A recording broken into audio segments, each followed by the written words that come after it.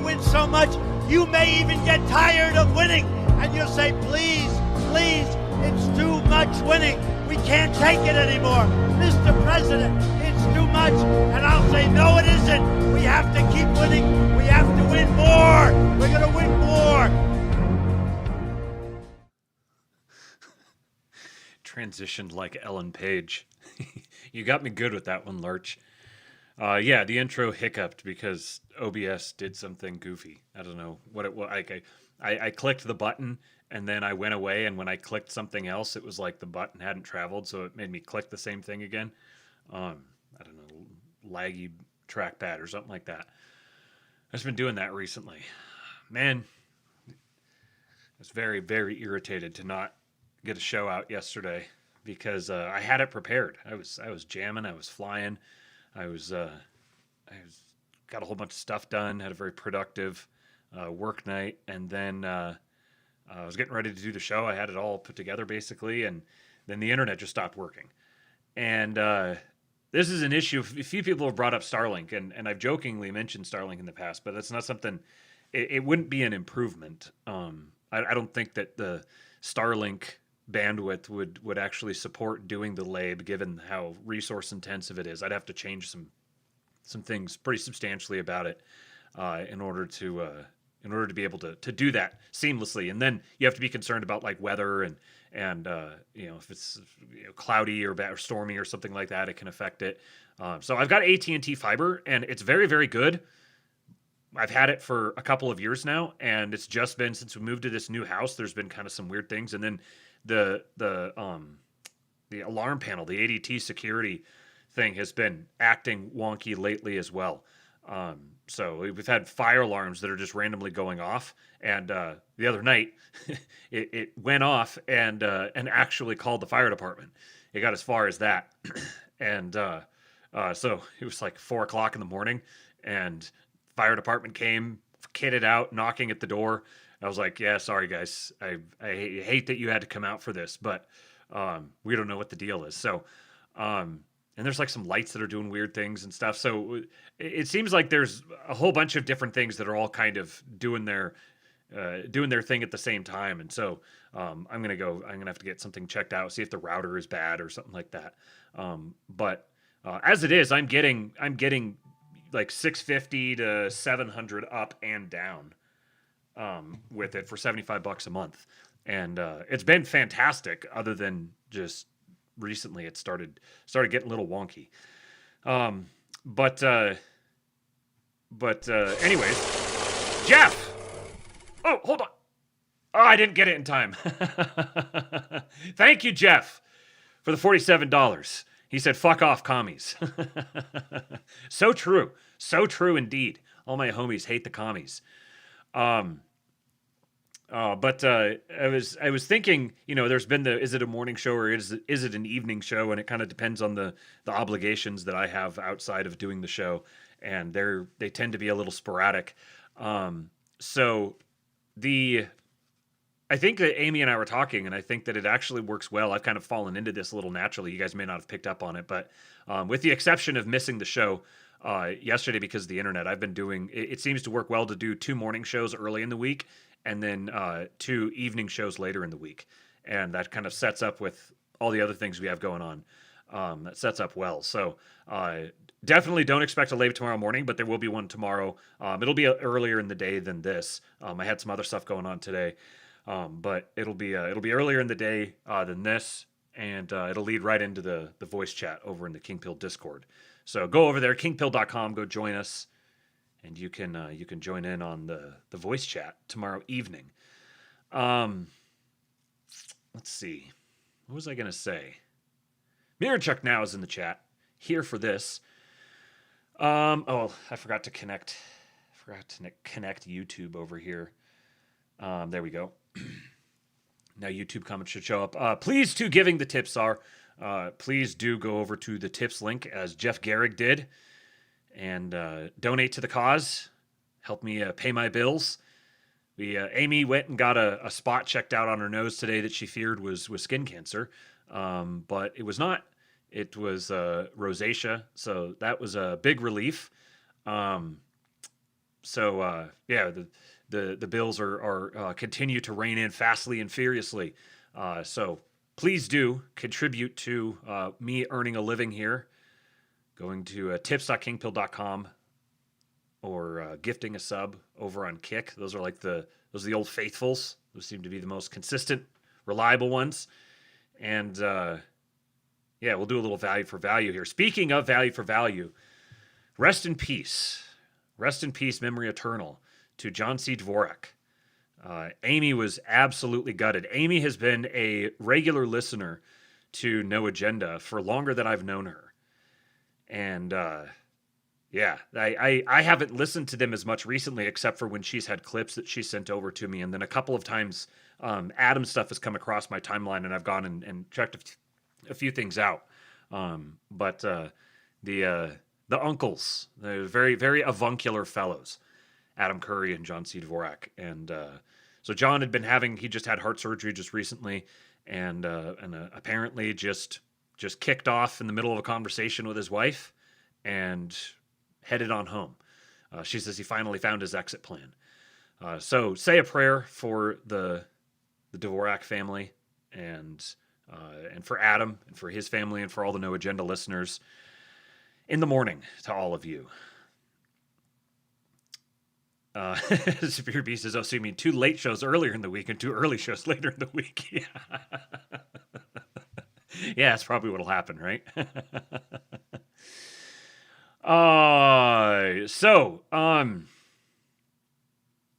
Let's see here. What am I going to talk about? Data centers.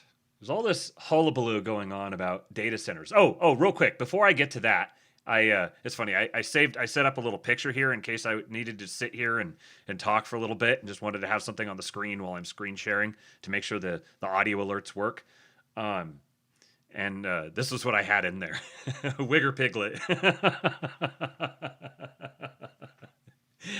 I was sitting across the room from Amy, and she just goes, "Oh!" I can't even make my voice do what hers does. But she showed it to me, and I was like, "Oh, it's literally me." Caradwin, before you leave, a huge shout out to Caradwin. He asked if he could. I said, "Please do." And the man went and delivered. Astrolabe Clips. Look up Astrolabe Clips on YouTube. There is now a clip show for the Astrolabe. This first one, 24 minutes as Marco Rubio secretly running Venezuela. Look at the production quality on this. You can't copyright strike me, okay? So anyways, playing my own thing. Now, here's the article about the Viceroy of Venezuela. This is weird. Otto von Bismarcko. So shout out Caradwin. Thank you, sir. Absolute patriot. Guys, go subscribe. Astrolabe Clips. And if you can make these pick up some traction, they're a little easier to share, hopefully a little more bite-sized format, then if he could start generating revenue off of these, I told him it's all his. He can keep it. There's an incentive there. Yeah, hopefully he clips this. Yeah, he should clip this, and then I'll react to him. I'll react to the clipped version of this, and we'll get a reactception thing going. Maybe we can we can make it look so weird, so bizarre, just as it gets more and more deranged, that it'll become just a spectacle that everyone will need to stop by and behold the insanity of it. There you go. Maybe there's an idea. But thank you, Caradwin. You're a patriot, sir. I appreciate you. Slutty Milk's in the chat, back from his run. You're out there running in this weather? See, Slutty Milk's a real one. It is, as they say, hotter than balls in Texas right now. And Slutty Milk is sticking to it. He's out running in the hottest part of the day. What a patriot he is. It might take me a little bit. I'm going to hit you back up, Caradwin. I'll talk to you about some stuff. I will reply to you after the show here today. All right. So data centers. I've got some stuff here about AI, about data centers, and the hoax going on right now, and the interesting different characters that are seemingly finding themselves in political alignment around the idea that it's an urgent necessity that we ban data centers or substantially regulatorily constrain them.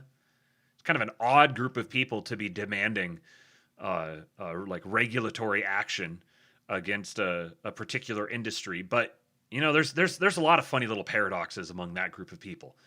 Hold on just a sec here. I was getting things set up. I forgot to do just a wee something. So let me do this real quick. And then this. And then come back over here where this. Mr. Mirachuk. Thank you, Mr. Mirachuk, sir. Bills paid. There's another one.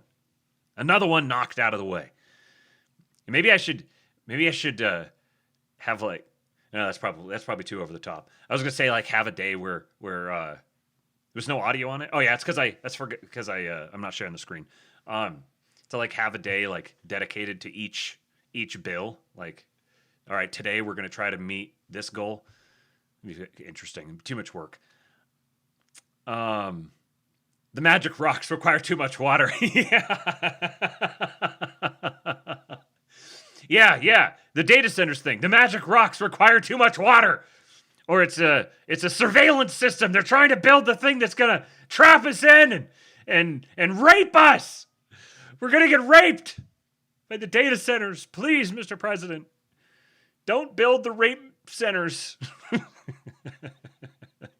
know what's great is that you know, there's one of the things about the data centers is that this is likely like a transient thing here. Like this urgent need for mass construction of these data centers, because whether that ends up being data centers in space, and you guys who are passionate about that, you can have that argument about the feasibility of that. But either way, every single person that I listen to that knows what they're talking about in this domain says that yes, the data centers are a priority industrial need, but also they're probably only going to serve that particular purpose for a limited period of time before there's a transition to other means of generating and storing compute, and so. So here's a thought. You mass construct all these data centers real quick, make sure we get them all done, and then when that space is no longer needed for the present use, then they just get transitioned into deportation holding centers, and they're all constructed there, and DHS didn't have to pay anything for them. You just like pay them you just lease them from the companies that own them. They're just leasing space for a different purpose. See, I'm solving problems here in real time. Libtard rape factories. Yeah. Well, it's more like retard rape factories. Like I'm gonna die in Israel has turned into I'm gonna get raped by Grok. And all of these people are like shouting and screaming that they're very afraid of being raped by Grok. Like, look at yourselves.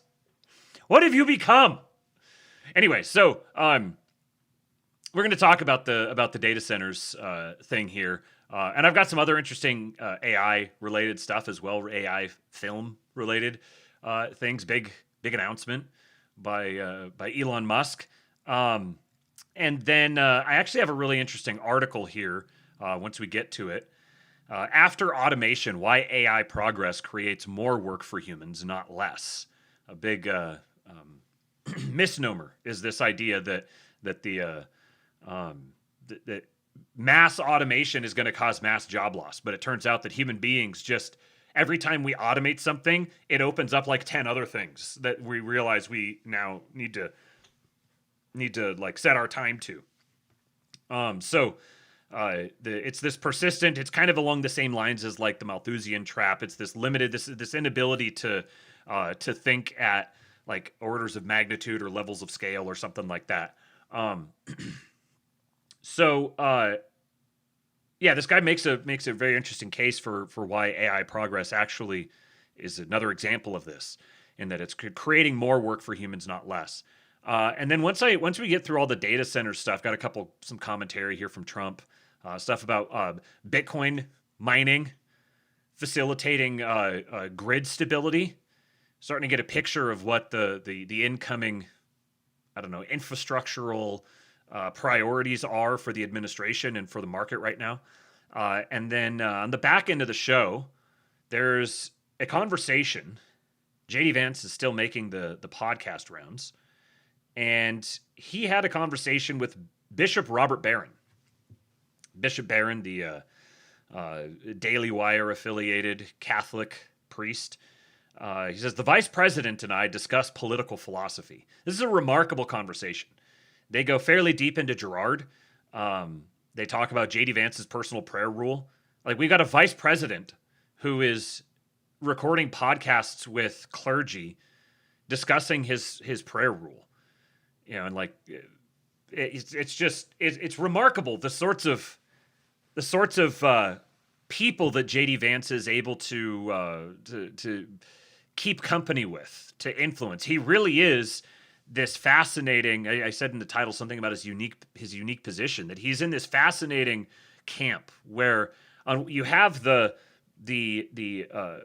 big tech world, you have venture capital and private equity and that whole the technologist world that he's been in, existed in, speaks their language, knows intimately the way that they think and feel about the world, has gone through that life, he had a really like personal coming to bear with his own atheism and then returning to the church, and also striver culture. He's been in the Ivy League schools. He's been all around the strivers, the military, and then while in the military, like his particular thing was communications and intelligence in the military, and then as a member of Congress. And so then he's had that side. He's existed in that world as well. So he has all these, and then you could say there's the elite bougie American class, which is adjacent with the Ivies, and then Appalachia. I know people will be like, oh well, he wasn't living in like a rotting trailer, with 12 kids in one single wide. So he was in like a suburban neighborhood. Well, yeah. What has been happening to suburban America for the duration of his life? It's been being plundered. It's been falling from glory, going through that experience of watching it degrade from something much more simple and beautiful and quaint, degrading down into something more degenerate. That's the exact, he has that personal experience. He's written a book and he's done book tours and he's had to go around as a private citizen and sell himself that way. These are all sorts of levels of media experience and expertise and communications nuances, and he's been in so many different. Then you've got like the Claremont and like the what am I thinking of here? Like the Catholic integralists. He's got that, which is a very heady philosophical sort of group of people, and he totally can hold his own in that. And yet he's also this kind of like a little bit goofy, kind of unassuming dude who's surprisingly well spoken once he really gets going. He really is a very, I think in his own way, he's a very archetypal character. And it's fascinating the people that he sets off. That you have two groups that loathe each other, have absolute and total contempt for one another. the neocon, just broadly speaking, you'd say like the neocons and the groypers. And then they both see him as a subversive agent of the opposite side. And they wholeheartedly believe in it. And it's just wild to witness the emergence of yet another person like this. So like he's very, very different than Trump, but in this particular sense, he is like Trump in that he is a sort of like a lightning rod master communicator hub who just kind of becomes the center of attention wherever he is, just sort of naturally. He does it in a different way and for different reasons than Trump. And I think Trump is less introspective. JD is actually extremely introspective. He's maybe one of the most introspective politicians I can think of. Whereas Trump is like Trump is just like pure ego in a positive and a negative sense. So I'm thinking here, I'm looking at this data centers thing, and I'm like, on one hand, I see JD as he's like aligned he's like the tech right. He was the tech right, the PayPal Mafia's candidate. And yet then also he's very much aligned with the more libertarian kind of like Tucker Carlson anti-war crowd.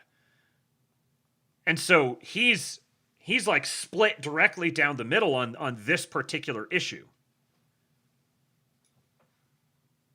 So I don't think I've fully thought this thought to its end point. Like I'm just kind of getting started, but he's really a fascinating character to me, and I think this is a great conversation. So we'll listen to that here on the back half of the show. This is one that occasionally I'll do something where I'm like playing like a video from a quote tweet, and then I mean to scroll up and talk about the actual tweet itself, but then I'll forget that there's more. It won't.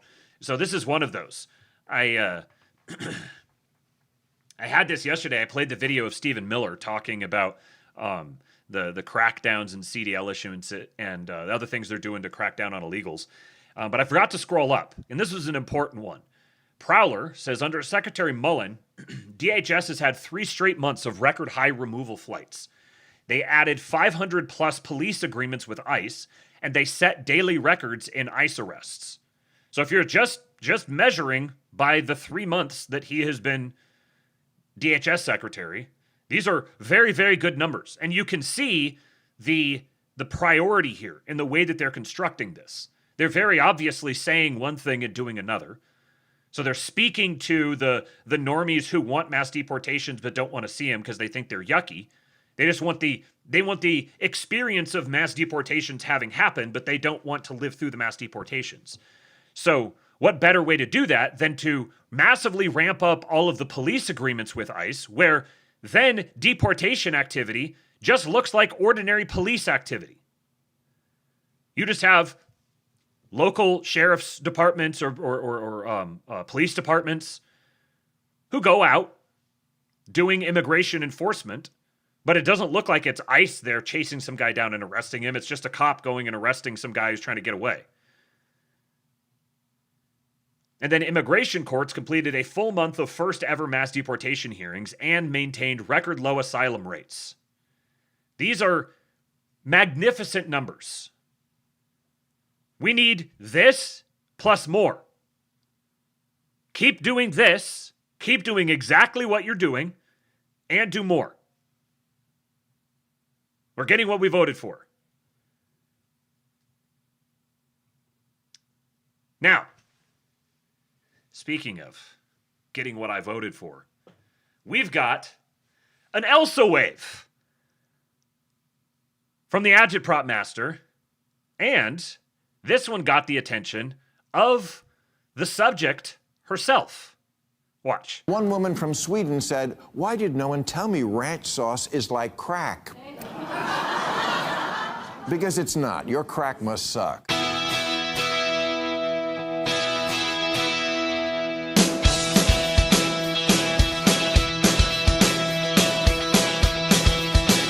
out here luring in the Eurofoid.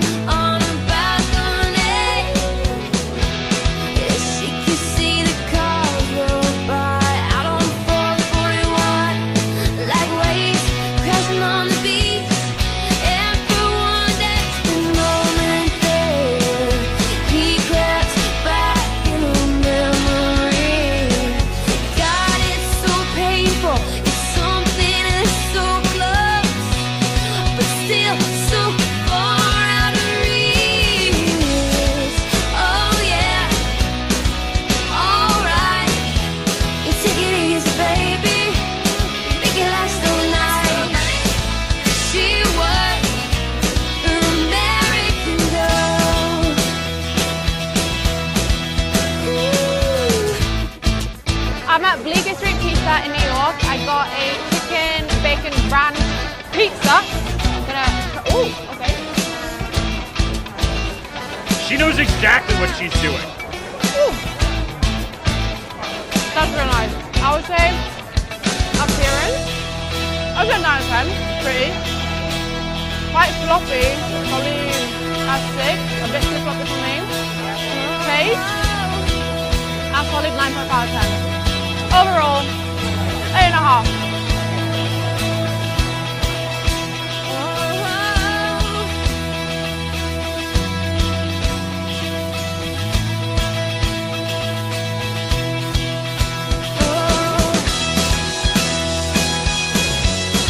The hot blondes want to wear cowboy boots and be American.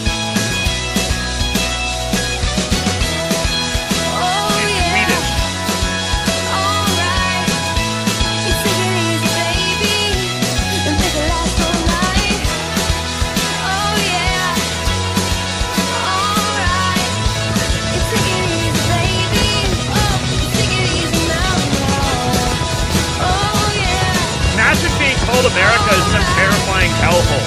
And then you come to America and this is your experience of it.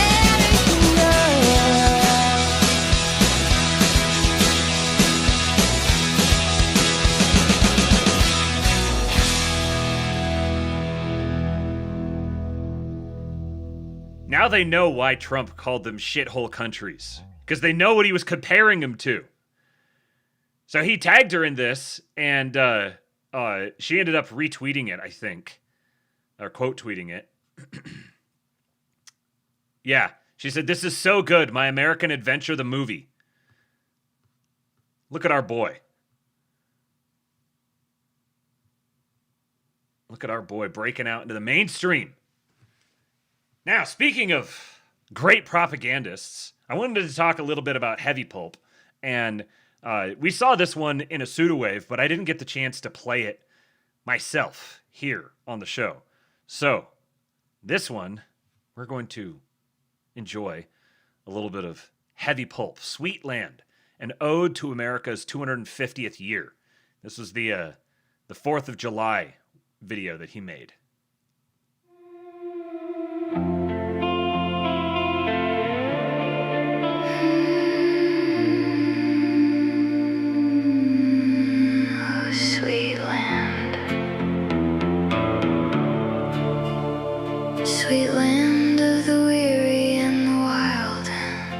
Oh, where are you, my sweet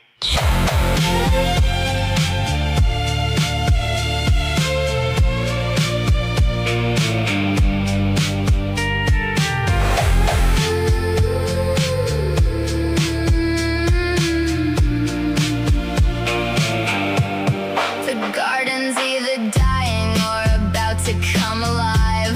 The river's either drying or it's deep enough to dive. Can't tell if it's the dusk or if it's breaking into dawn. Are we going on or are we going? Somebody said a storm is coming, but it's been a long time. I don't know what's up ahead, but please, baby, don't you look behind. So tell me, is it gonna be free energy forever, or just the same damn old grind? Singing, sweet land of the weary and the wild. Are we 1 year from the grave, or is this just the beginning?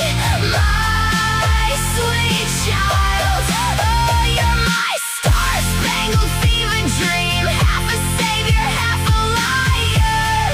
250 summers and we're so good!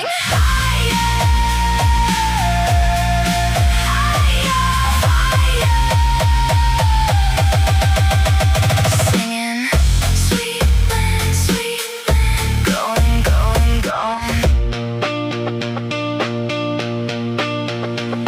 The neighbors might be coming with a casserole or a gun.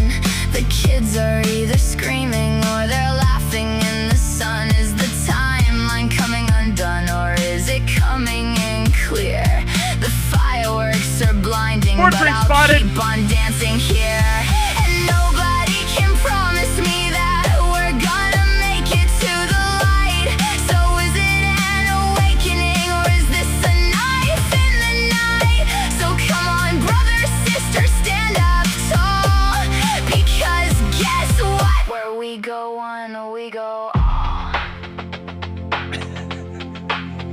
If you I can hear couldn't love it this more! from the other side, across this great quantum divide, don't get me wrong, now is the time to stay strong.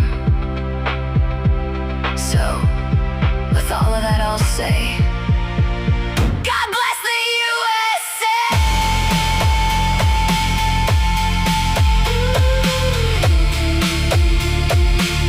God bless the USA!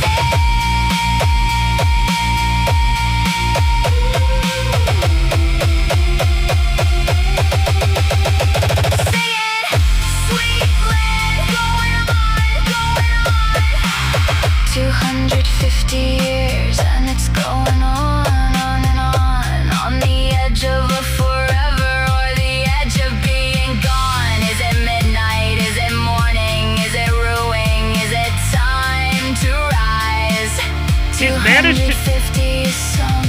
He's managed to generate a voice that sounds the way that it looks aesthetically. I don't know how to describe that any other way.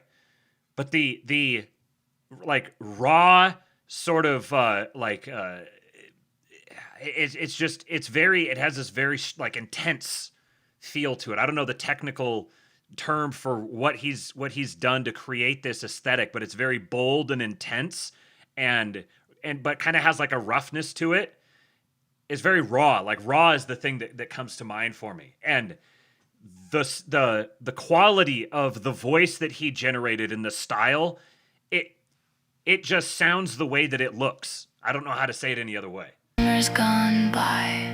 Compression, So sure. just go on and tell me those sweet lies, the kind of sweet as these July. Going on and going on. Light up, light, higher.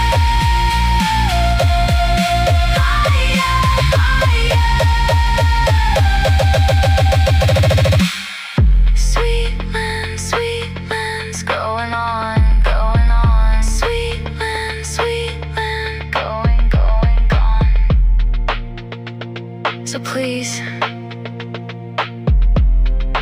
know that we can still rebuild.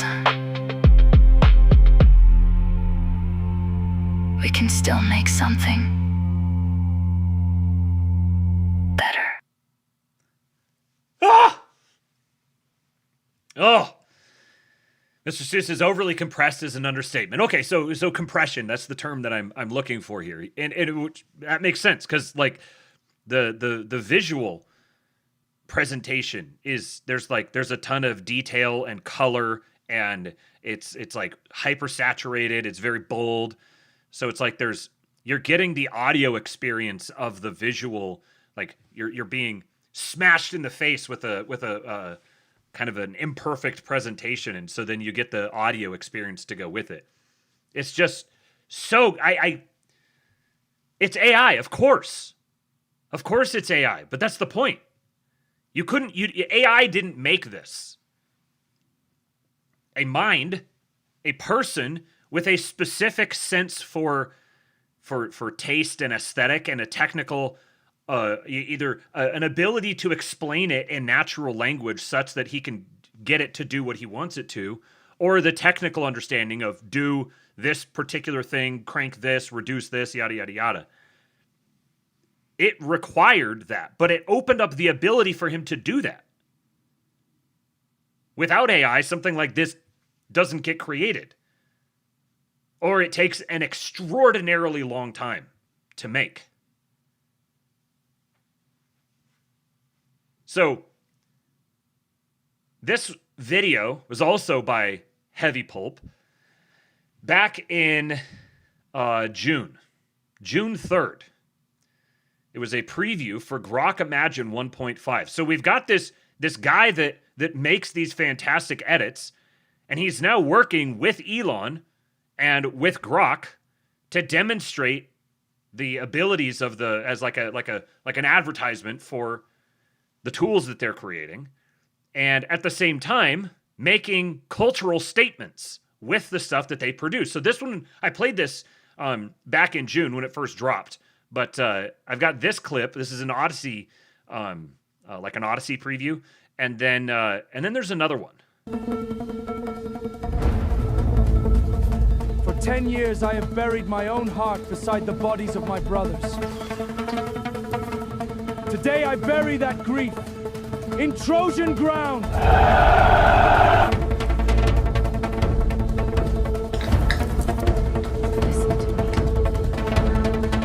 We will not yield!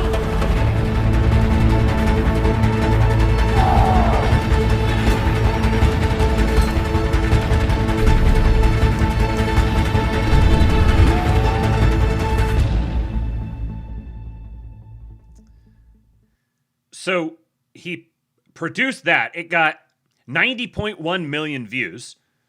One of the most viewed tweets of all time. Zoomer Dylan says, we have the richest man of the world posting our memes. I'm thinking we won. So true. So true. So here's a video then they put out a couple weeks later about how Heavy Pulp made a trailer worthy of the big screen with this powerful new model. When I'm creating a project like the Odyssey trailer, I think biggest takeaway is that I'm really treating Grok like a camera. I'm treating Grok like a raw footage generating machine, which is what it really excels at. I usually start with a rough concept, that could be a shot list, a style template, and this will... So he's the one that comes up with the concept, then puts together the shot list. Now, he could use Grok, or he could use another LLM, and compare and contrast the outputs he gets from them to put together the shot list. So he might it might catch something that he wouldn't have thought of, or wouldn't have might frame it in a different way to spark different creative juices. Then he's the one that creates the style template. And again, there's this sort of self-referential thing here where he can create the style template himself. He has to create the style template himself, but he can use the tool to create the tool that he is then going to use to create the thing. So it's like a tool that you can use to build the tools that you need to use it. Help keep the visual style consistent throughout the entire piece. Once you've generated your start frames and they're storyboard worthy, then you can start generating your video clips from those start frames. And many times, if you just click the generate video button, Grok will understand the context of that start frame. If you nail all these things with your start frames, then the video model has a smaller job. And now you're just prompting the specific things that you want to happen in that video clip.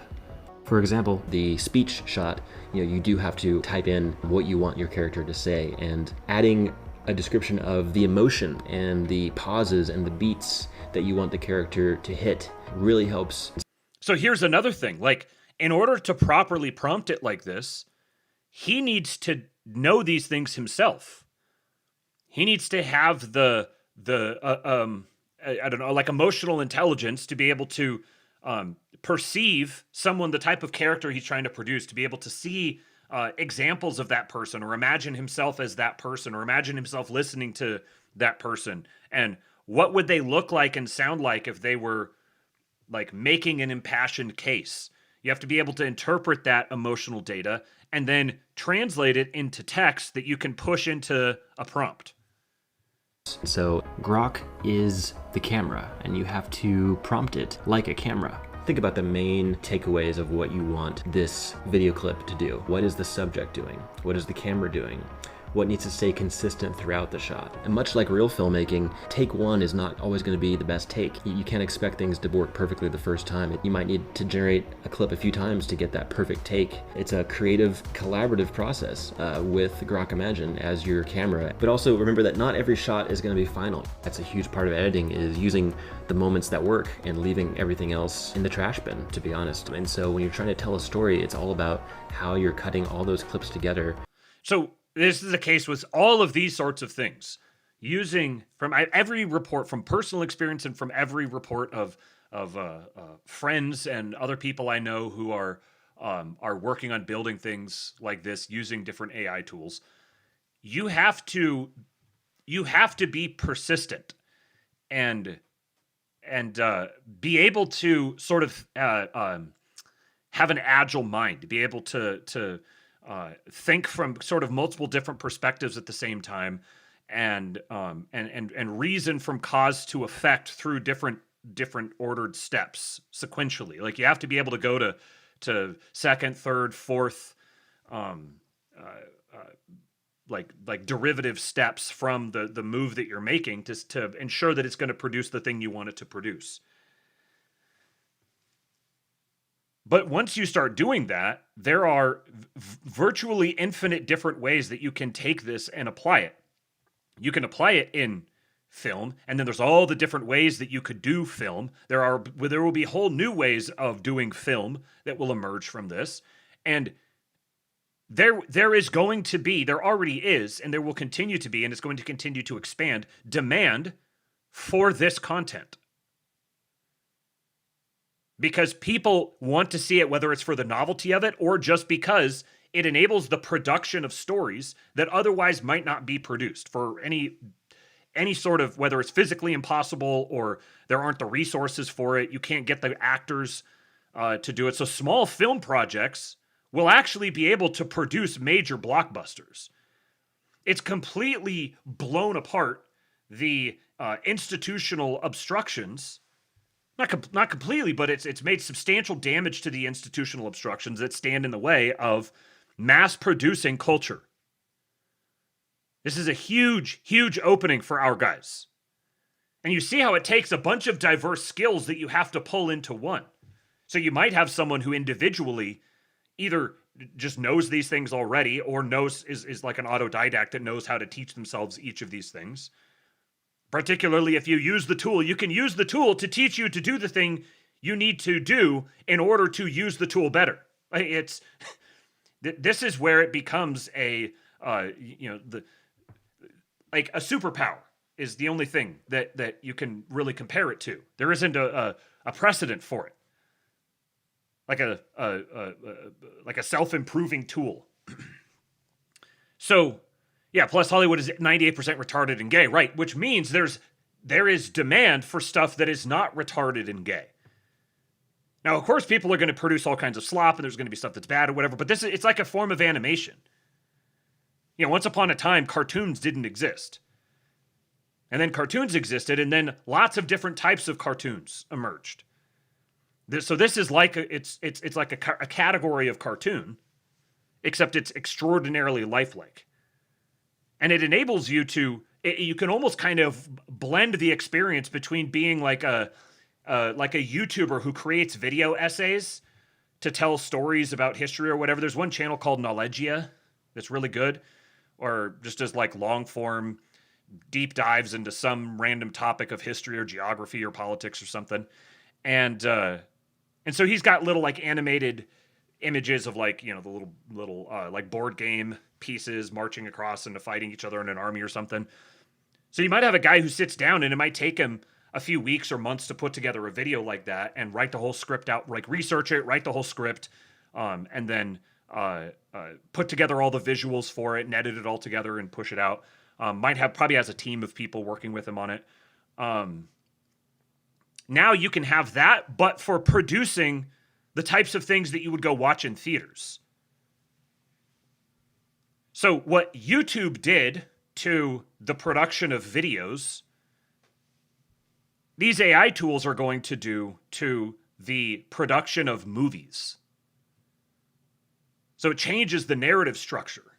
And it actually changes the narrative structure in a way that provides much broader popular accessibility. Because everyone will listen to a story. Everyone will watch a story. Everyone wants to see a story. Not a lot of people, fewer people will sit and watch a documentary or a long YouTube video essay. Those people, there are a lot of them, but there's a lot of fucking people in the world. To get your audience to feel something. Once you've finally gotten all of your video clips, I batch download them from the Grok Imagine page and bring them into my editing software. And that's where the film starts coming together for me. The pacing, the music, all that is happening at the edit stage. And that really is the workflow. There is still a human in the mix here. You still do have to think through the story you want to tell and then use the tools like Grok Imagine to create the visuals you want for your story. It's one of the best storytelling tools that we've ever had. And it's made it so that now you don't have to demand that somebody else tell your stories. Our guys have had a legitimate case that our stories have not been being told. Our stories are being trying to be stamped out from the world. But now, you don't have to demand that somebody else tell your stories. You can tell them yourself. But it requires you to do the work. And then I'm just speaking in the domain of like arts and media. Then like any other skill that you want, or business you want to start, or hobby you want to monetize, or whatever, you have the tool at your disposal that you can use now to just iterate that out. Write a plan. Just start doing things. You can literally just do things. And if you can get on YouTube or Kick right now and watch this, you have the requisite skill, time, and resources to do something like this. Whatever your version of this is. Go teach yourself a programming language. Or, I don't know, figure out how to make a business like 3D printing things. Or, just whatever your thing is. If you don't have the knowledge, you haven't been given the resources, you haven't been, whatever ladder's been pulled up in front of you, like, what would the analogy be? The ladder was pulled up in front of you and the whole floor was just lowered to you? You don't need a ladder anymore. Everyone's like, oh, the boomers pulled up the ladder behind him. Well, joke's on them, because now we're at the level that they were. Imagine a boomer learning how to use these things. They will never. This is a young man's game. Young men, you need to start playing. So John Carter posted, I want Elon Musk to give Mel Gibson $100 million to film an Odyssey adaptation with painstakingly historically accurate ships, armor, weapons, and casting, with all dialogue taken straight from the original poem and delivered in Homeric Greek. And Elon replied to him, I'm down. Was that you were saying, Zoomer Dylan, about Elon replying to Elon using our memes? Replying to our guys?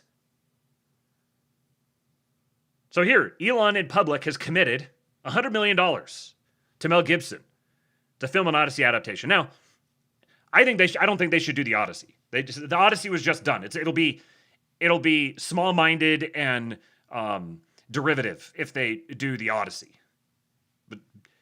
But what's that? There was that like siege on Malta or something that Mel Gibson said he wanted to. I didn't even know the story. Some big siege on Malta in like 1560s or something like that he wanted to tell the story of. There you go. Do that one. And so this was at 9:31 p.m. July 21. That's when my time here. That's when Elon said, I'm down.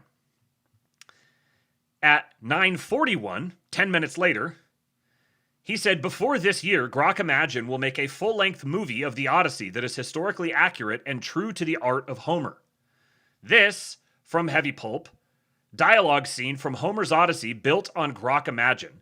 And then there's a thread on how it was built that I'll take you guys through. Look at this. I must go. The sea will take you from me. I will return. I left my one love. An oath called me. Troy. Troy fell. We killed everything. The sea took my ships, my men. 9 days adrift. Now, here I am. Stranded.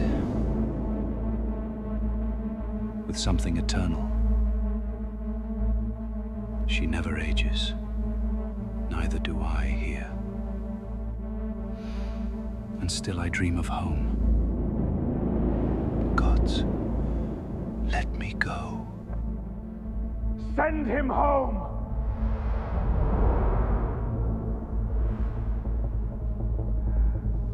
Odysseus. Welcome to the sup, homos! Thank you, Dave. 7 years I have kept you here. Weep no more, I am letting... Hold on. You know, Dave Johnson is the gayest person to ever walk this green earth. Here is the biggest, gayest man in the world. Wow. So gay. So gay. Gross. Ew. The gayest man. Gay Dave, thank you, sir. I appreciate you. Nailed. 4 Patriots. I don't know Lawson HR, so apologies if you too are a true patriot supporter of Donald J. Trump. But Mr. Sue, Trust Plansar, Zoomer Dylan, and Emperor Atreides all just got nailed by Dave. Good stuff, boys. I'm letting you go.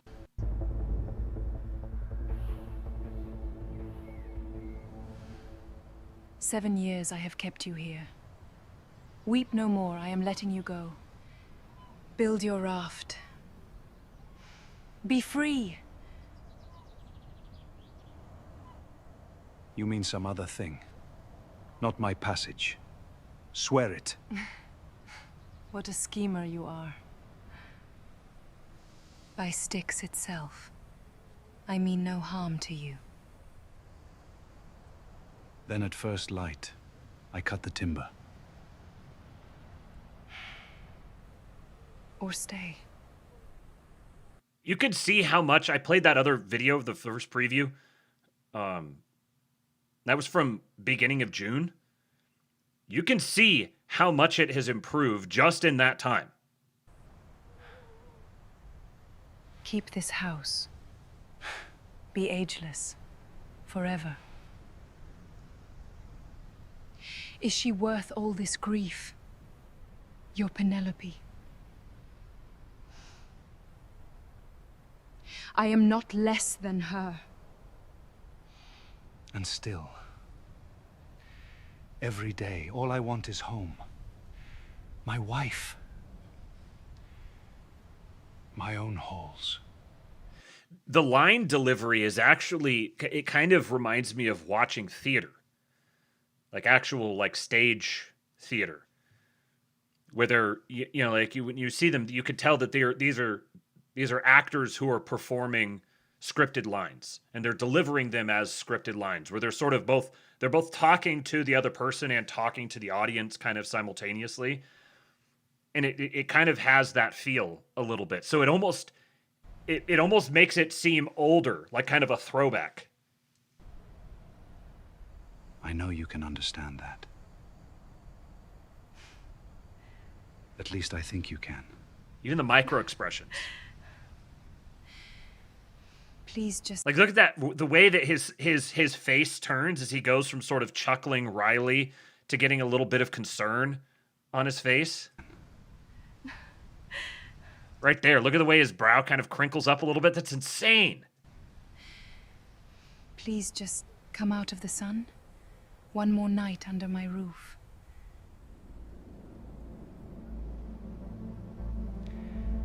Okay. Look at that!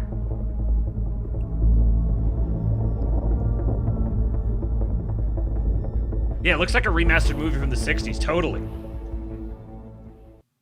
That was back when the actors still kind of retained a little bit of that stage-like presence and delivery as well.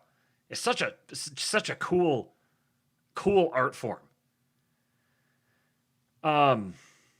So he says, I treat Grok Imagine like I would treat a real production from a real set. 2 locked start frames, one over Calypso's shoulder, one over Odysseus' shoulder.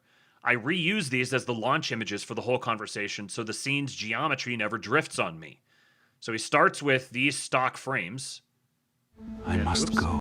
Starts with these stock frames here. And then he can just flip back and forth between them, which is matching actual, what's the rule called?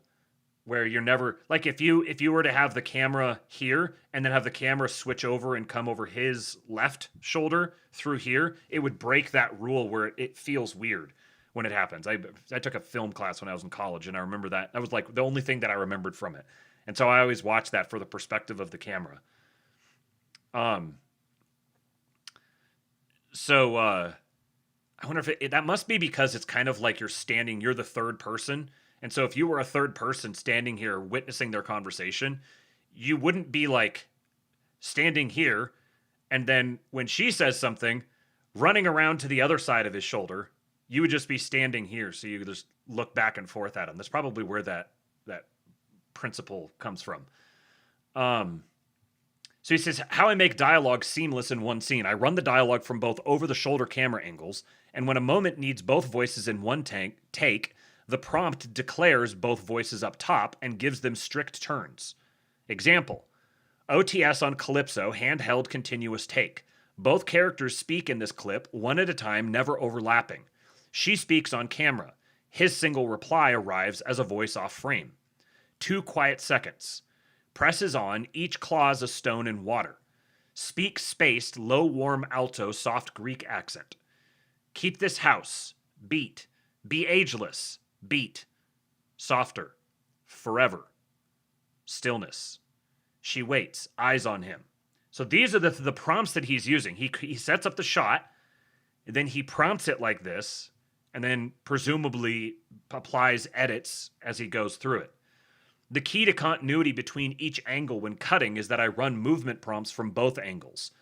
For example, when Odysseus wipes her tear, I run loose fist, only the index finger extended, one short, slow downward stroke beside her nose for both angles of the scene. So he runs the same prompt for both angles.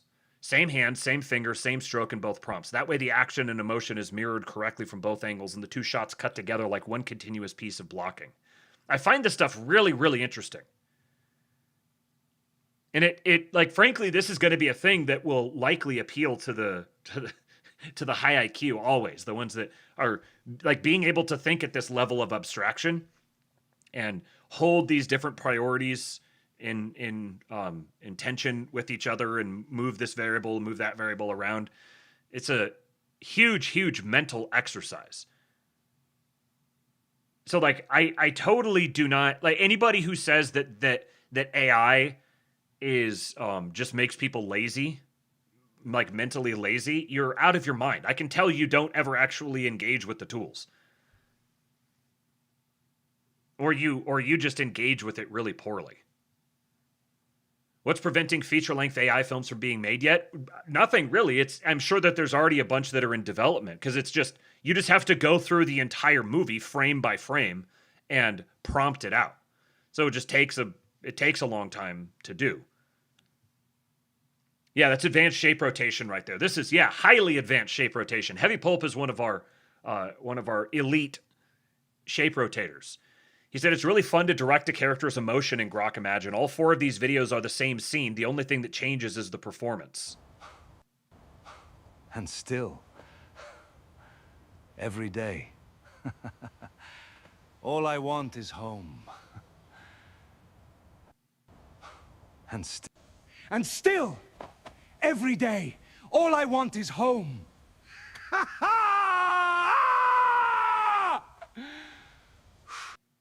And still, every day, all I want is home. You know, you can almost hide some of the AI-ness of it in really dramatic emotion. I just noticed that. That's I wonder what downstream effects that might have. And still, every day, all I want is home. And I mean that's pretty good too. How to prompt for emotion. Describe physical attributes and not just the emotion itself. Instead of angry, you can do his teeth stay clenched the entire clip, the jaw locked hard. The mouth a trap that words have to escape through. His eyes are open, stretched to their absolute widest, the white showing, never blinking once. Grok Imagine responds well to this descriptive writing style. So you're almost like this sounds like AI speak. The mouth, a trap that words have to escape through, is totally something that you could get really easily out of basically any LLM. So you kind of have to like speak the language. And this is coding. It's just a different sort of coding. It's like a natural language programming. I guess it kind of is just. It's natural language programming. You have to actually be a writing ass nigga, yeah. It's like natural language programming for theater kids. How to keep an actor consistent across different takes, keep everything that isn't the emotion or performance the same. Example of voice prompt that we would reuse for this scene. Low gravel baritone, authentic Greek-British hybrid accent, Mediterranean vowels under clipped British consonants. So there's another. You need to know your hybrid accents. You need to know your, what is that? Is that philology? Like, look at all the different, like, understandings or bits of knowledge that go into this one project. This is going to be really good for racists. If you have special knowledge about the races, if you're an expert racist, if you play ethno-guesser at least every week, if not every day, as your president has commanded you, then you are going to have a unique skill set that can be exploited for these sorts of things.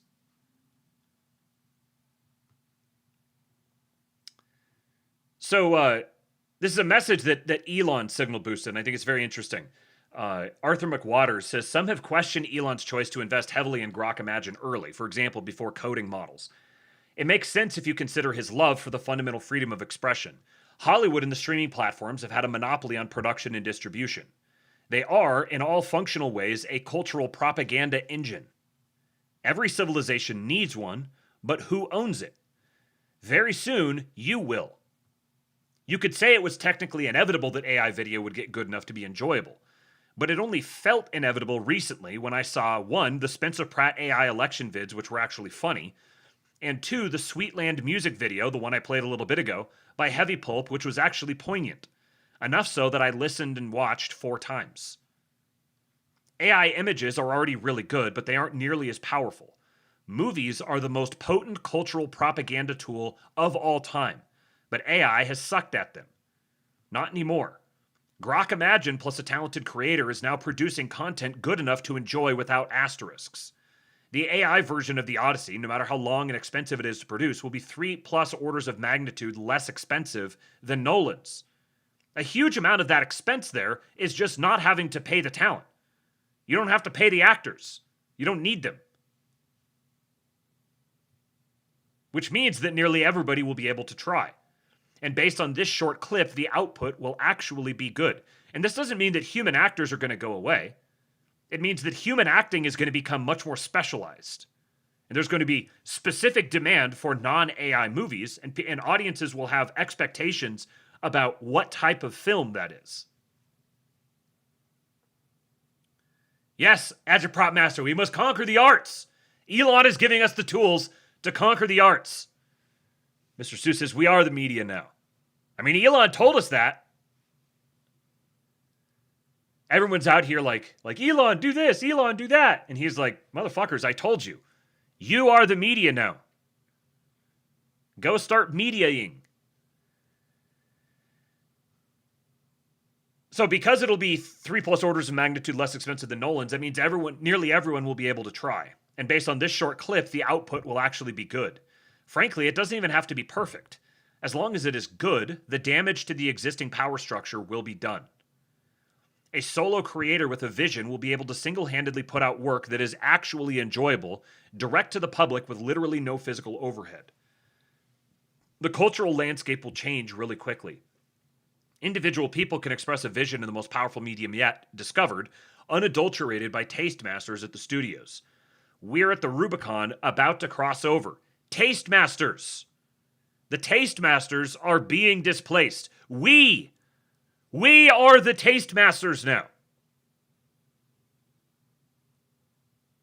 This is why having this self-perception of victimhood and stewing in resentment about it is so retarded. It's like the gates have been flung open. There's a huge frontier to go explore. There's nothing holding you back. You're sitting here like no, put the leash back on. Put the leash back on. No, you can be a taste master.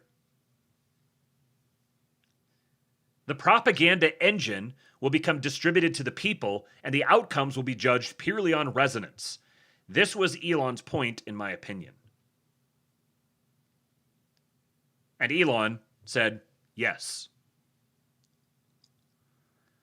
Now, speaking of based billionaires, how about Mark Zuckerberg here talking about his ranch?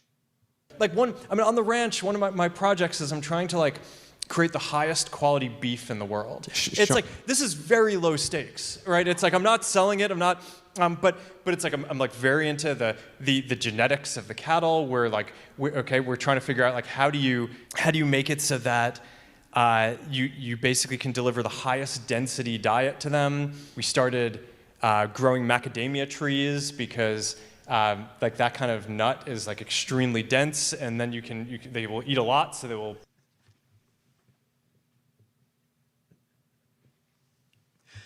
Mark Zuckerberg is optimizing for the density of the nut.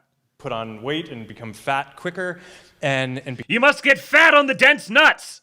Become delicious, but then it's like, all right, the macadamia nuts, they have a lot of oil, so you need to actually roast that. So now we need to design this whole process to roast the nuts so that way you can give them to the cows. And then but you want them to eat more. So then it's like, how do you get them to eat more? Well, it turns out alcohol is great, right, for that, because what alcohol induces appetite. So that's actually why very high-end beef, they're fed beer. But what's the right balance of beer versus water? It's like, I don't know, let's let them choose. They get either as much cold beer as they want or as much room temperature water. And they can kind of balance that. So now we're brewing all this beer and we're putting it out. And it's like, I'm never going to stop. It doesn't matter how important or whatever the thing is. It's like, yeah, I'll do some projects that don't matter that much, but like, I don't know. Nigga starts rolling, and next thing you know, he's getting his cows drunk. Yeah, he's making American Wagyu. That's what he's doing. Menace Phylactery said, meticulous animal husbandry is one of the most respectable things a rich person can do with his time. I mean, I gotta hand it to him. You really do gotta hand it to Mark Zuckerberg. If the man could possibly, at any point in his life, if he could possibly conceivably have a redemption arc, I suspect that it would look something like this. Also, I thought this was really cool. This person said, I need Twitter technology to explain to me how Google knew that I need technology Twitter to explain to me how Google knew that there was going to be an earthquake seconds before the shaking started. He has a notification that he got here. He says probably from Venezuela. This person said, Google was very clever. They used the accelerometers of thousands of Android phones as a global earthquake network. All that data is sent, and Google managed to find a way to detect those waves in time and send the alerts. So the accelerometer in an Android phone, the same sensor that flips the screen when it's turned sideways, can also detect the ground shaking from an earthquake. If the stationary phone detects the initial faster-moving P wave of an earthquake, it sends a signal to our earthquake detection server, along with a coarse location of where the shaking occurred. The system then quickly analyzes data from many phones to confirm that an earthquake is happening and estimate its location and magnitude. The goal is to warn as many people as possible before the slower, more damaging S wave of an earthquake reaches them. The system sends out 2 different types of alerts. So here's an image of it.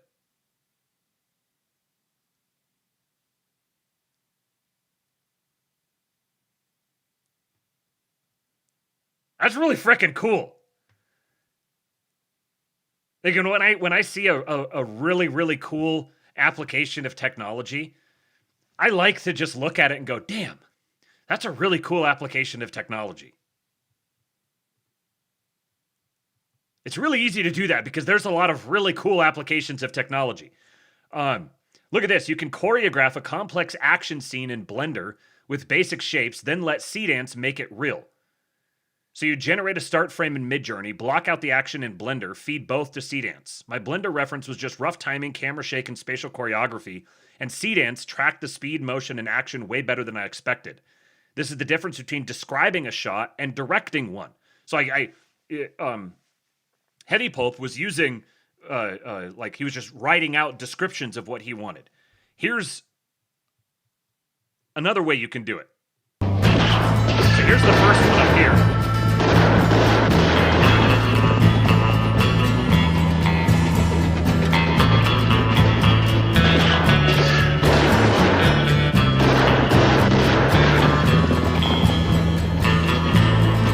Start with that reference.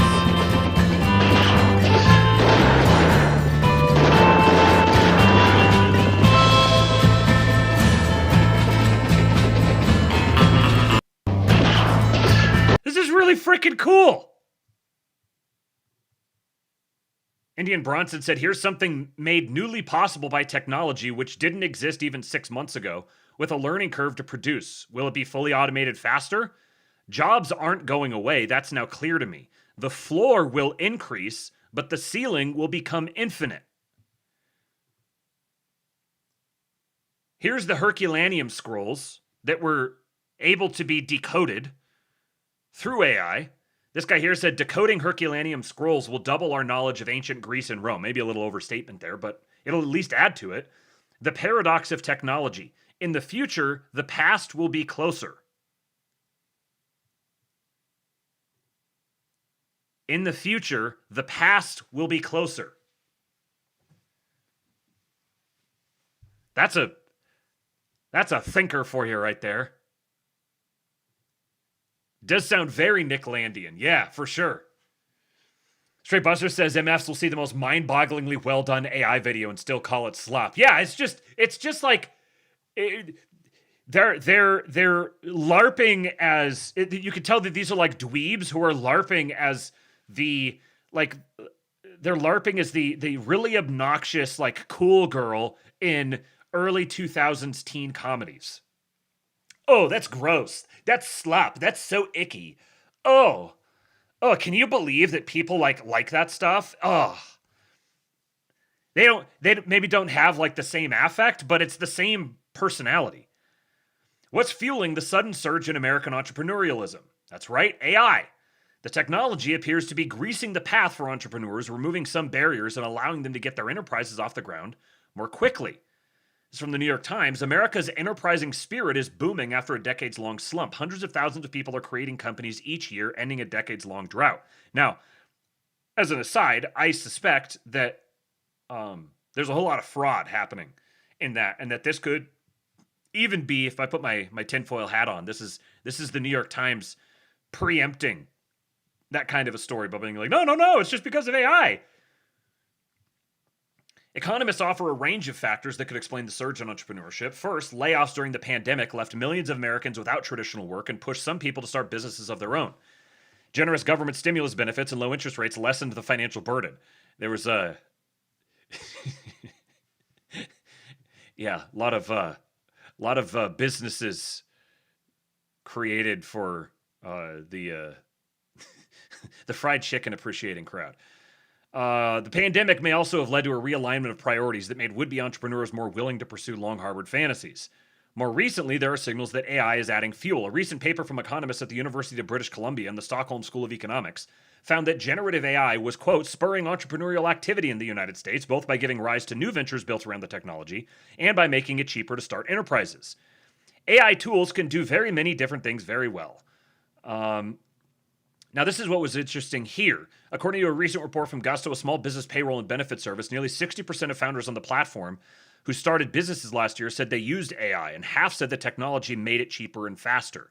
The technology appears to be greasing the path for entrepreneurs, removing some barriers and allowing them to get their enterprises off the ground more quickly. Chatbots are effectively serving as virtual collaborators that can answer questions, carry out tasks, and write code.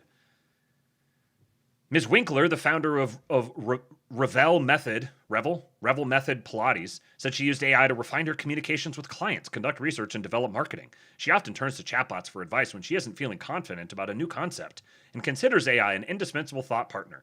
They picked like the worst possible example of a person for that, but this is real. Source, me. There's a whole article here. I'm not going to read the whole thing because I have this article here from Dan Schipper. What comes after you automate everything? I'm going to come. Now, before I read it, there's this video from him talking about the AI job apocalypse. And I saw this because Mark Andreessen said that he co-signs it. The AI job apocalypse is not really a thing. Absolutely, we see companies starting to reorganize, and I think that makes a lot of sense. To be honest, a lot of the reorganization, you can say it's AI, but it's overhired and the company's not doing as well and all that kind of, it was coming, and this is a good excuse. But the mass unemployment thing, I think that some AI CEOs are talking about, that's not going to happen. The pattern that I see so far is that what a new model drop does is they make yesterday's human competence cheap. They ingest all this data of what has happened already, and they make it really cheap to deploy that in whatever situation you want. This is a new power that everyone has, so it gets adopted super rapidly. And suddenly that stuff is everywhere. Suddenly anyone can make a landing page. There's new landing pages everywhere. Suddenly everyone can write. There's slop tweets everywhere. But what's interesting is because it's all coming from these models and everyone's using basically the same models, it all looks the same if you use it in the most default basic way. And so it becomes commoditized. It's not valuable anymore. And what humans do is we go in there and we're like, yeah, we have all this frozen human competence from yesterday. How do I use this to make something new and interesting? That right there. So it's become commoditized very, very quickly. So people experience the commoditized version of it and they go, oh, this is slop. And they don't look any further than that because they lack, I don't know, curiosity, because they're just like a Scrooge or something. I don't know. But yeah, there's lots of slop, and there will continue to be lots of slop. However,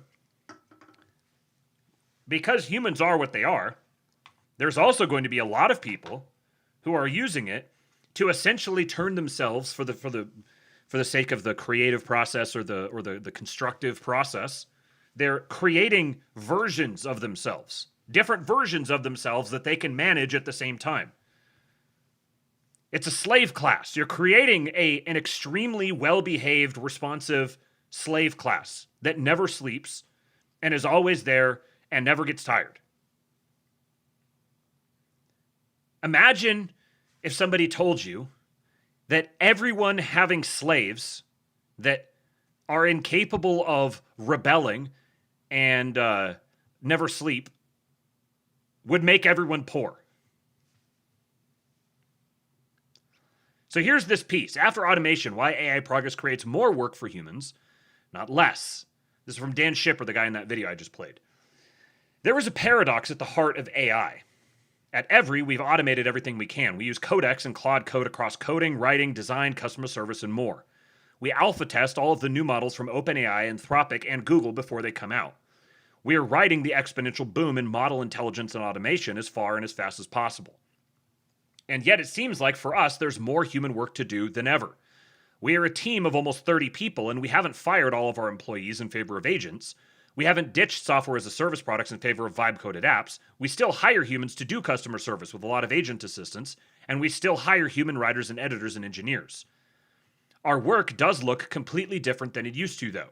We don't write code by hand anymore. If you mention someone in our Slack, it's a toss-up whether you're talking to a human or an agent. Managers are committing code like ICs and engineers are talking directly to customers. For the last several weeks, AI has responded to 95% of my work emails. I am always at inbox 0, an extremely rare state for me, but I still review my email. In short, the future looks weird but also familiar. The familiarity is surprising because the one thing CEOs, knowledge workers, and investors seem to agree on is that AI is a threat to jobs, the economy, safety, and human meaning. Anthropic CEO Dario Amodei warns that AI could wipe out up to half of all entry-level white-collar jobs. Meta just laid off 8,000 people and is installing software on US employees' computers to capture mouse movements, clicks, and keystrokes for a higher quality source of AI training data on advanced knowledge work. And see, here's the thing.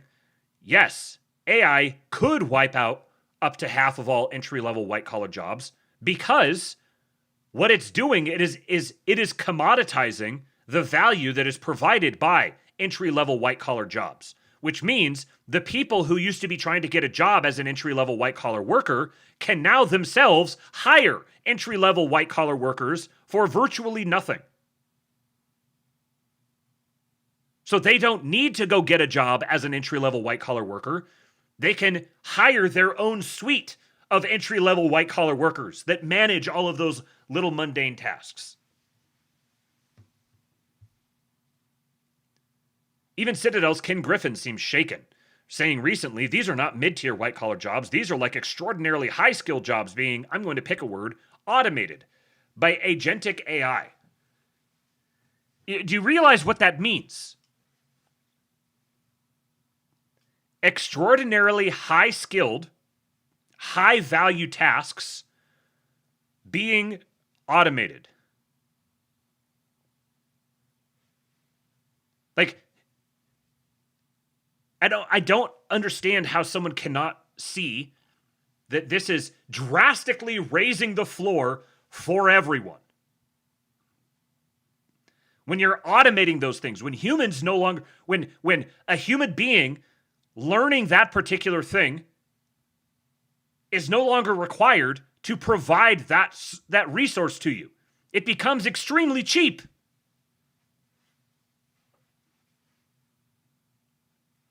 It's going to redefine the labor market.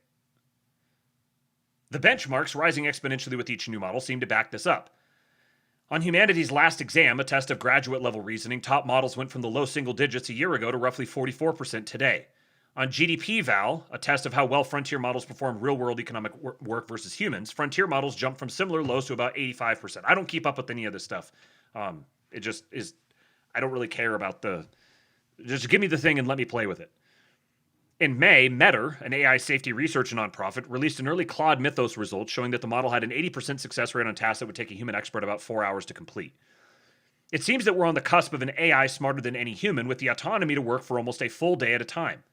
And yet, the paradox remains. If you talk to anyone in the AI industry, or to early adopters outside of it, you'll hear the same thing we've noticed internally. There's more work to do than ever. Like previously, you might not have had work to do because it wasn't possible to do those things. But suddenly, what is possible to do has drastically expanded, which opens up all sorts of opportunities that were not there previously. And the early movers are the ones who are going to benefit from it the most, in like a compound interest sense. The big question within the industry and without is this just a temporary state of affairs? Thank you, Pale Morning Dude. Allow me to just go in and fix that there tip goal immediately. Please do tip your streamer, folks. Speaking of slave bots. Don't make me be your slave bot. Tip your streamer, tips.kingpill.com. So the big question within the industry and without is this just a temporary state of affairs? Will the next model drop be the one to replace everyone? We watch the benchmarks and sweat, wondering if there's a tipping point around the corner where all of the jobs go away. There's no tipping point coming where things flip and the jobs are gone. The new reality is the opposite. The more we automate, the more expert human work there is to do. Here's why. AI commoditizes the residue of human expertise. There's a line for you. You can dwell on that for a little while. Ponder that while you go for a walk. AI commoditizes the residue of human expertise. What is the residue? The thing, the imprint, or the thing that human expertise leaves behind. The tangible evidence of human expertise. That is being commoditized. Whatever can be made explicit enough to train on. That collapses the value of default model output and creates demand for what's different. Demand for what's different is demand for human experts, even as we approach artificial general intelligence. You see what's happening here that he's describing. Because AI commoditizes the residue of human expertise, suddenly it's like you use up all the things that are there and you need more. You need different. And the only thing that can produce different is humans. And so suddenly there's like an endless demand for different. Produce the new thing. There's an immediate reward feedback mechanism there for producing the new thing. To understand why this is, we have to go beyond the graphs and look at how AI is used for work today. That will help us see in a more grounded light the paradox and its resolution. How we got here. We've been covering the future of work with agents since 2022. 3 years ago, I wrote about the allocation economy, that working with AI tools would eventually look a lot like the work of human managers. This was back when basic prompts and responses inside of ChatGPT were still considered alarmingly futuristic. Then, as a company, we became extremely Claude code pilled in mid-2025. Kieran Klassen, general manager of Quora, note, pilled? Being pilled like this? This is a Yarvinism.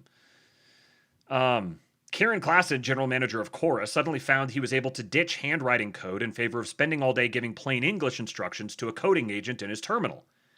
That quickly spread to the rest of the organization, and on Lenny's podcast 12 months ago, I called Claude Code the most underrated tool for knowledge work. I bring this up because our best predictions have come from treating every as a kind of early adopter lab. We tend to run into new work patterns before they are normalized, and as the technology matures and the tools become easier to use, those patterns start showing up in the broader market. So he has his company that exists for a particular purpose, but then there's like a meta purpose that has emerged around it, which is that they've created almost like a vacuum for frontier work in these models to do the thing that they're doing. And so now you have both the work that you're working on and as a commodity itself, and then the actual work that you're doing in that work that you're working on, which is another thing that can be commoditized. So for example, like you can build a particular platform for a particular use case, and monetize that use case. And then you can also monetize the structure of the thing you use to create the platform.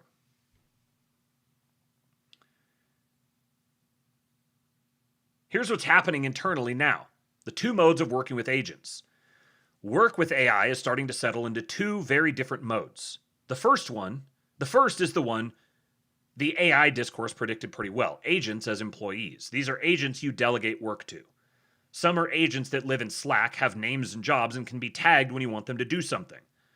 Some are agents embedded in an ongoing workflow, like customer service, acting as always-on gatekeepers for repetitive tasks. So you can have them in your Slack or in your whatever other chat interface, and you can just chat with them and say, go do this thing.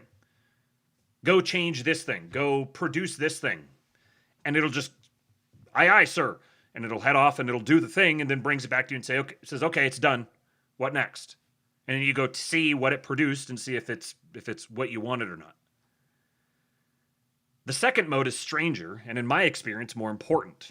It is human-agent collaboration in tools like Codex, Claude Code, and Claude Cowork.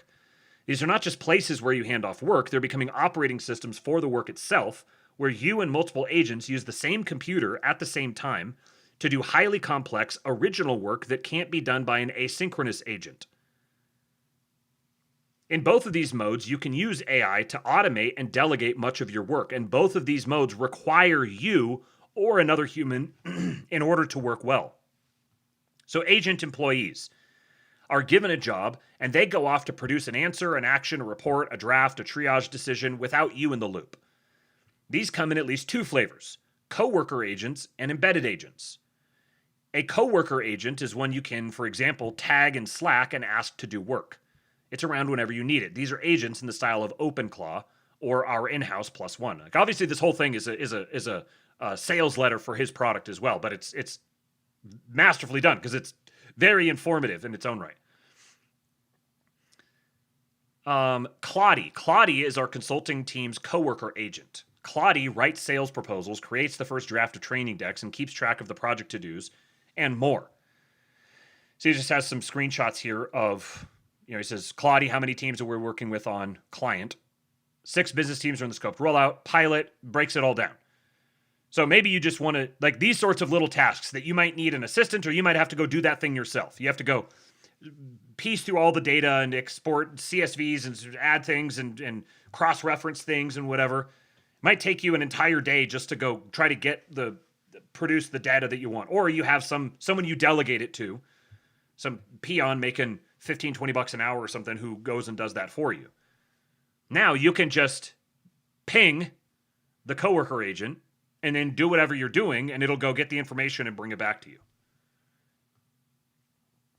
Another example, Claudie, check your email and start drafting a sales proposal for client per client's notes. Claudie says, on it. Checking email for client's note now. Got it. Let me check if there's a transcript from the May 12 call and pull our existing proposal templates. No transcript from the May 12 call yet. Let me check the sales proposal skill data files to use the right pricing and templates. Found the email and pricing data. Now let me use the sale proposal skill to draft this properly. Think about, I don't know what you do for a living, but take this, apply it to whatever you do in whatever unique way that it would be applicable to you and your workflow and whatever you're doing. And imagine being able to automate these sorts of tasks. How much time would be freed up in your life on a day-to-day basis? And how much more would you be accomplishing? How much more would you be getting done?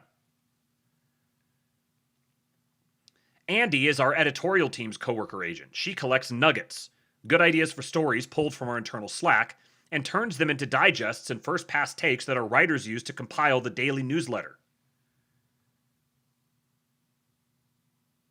So, Andy is just hanging out, listening, and is trained to pick out on particular things and be like, here, let's condense this and turn it into like a lead generation device or something like that.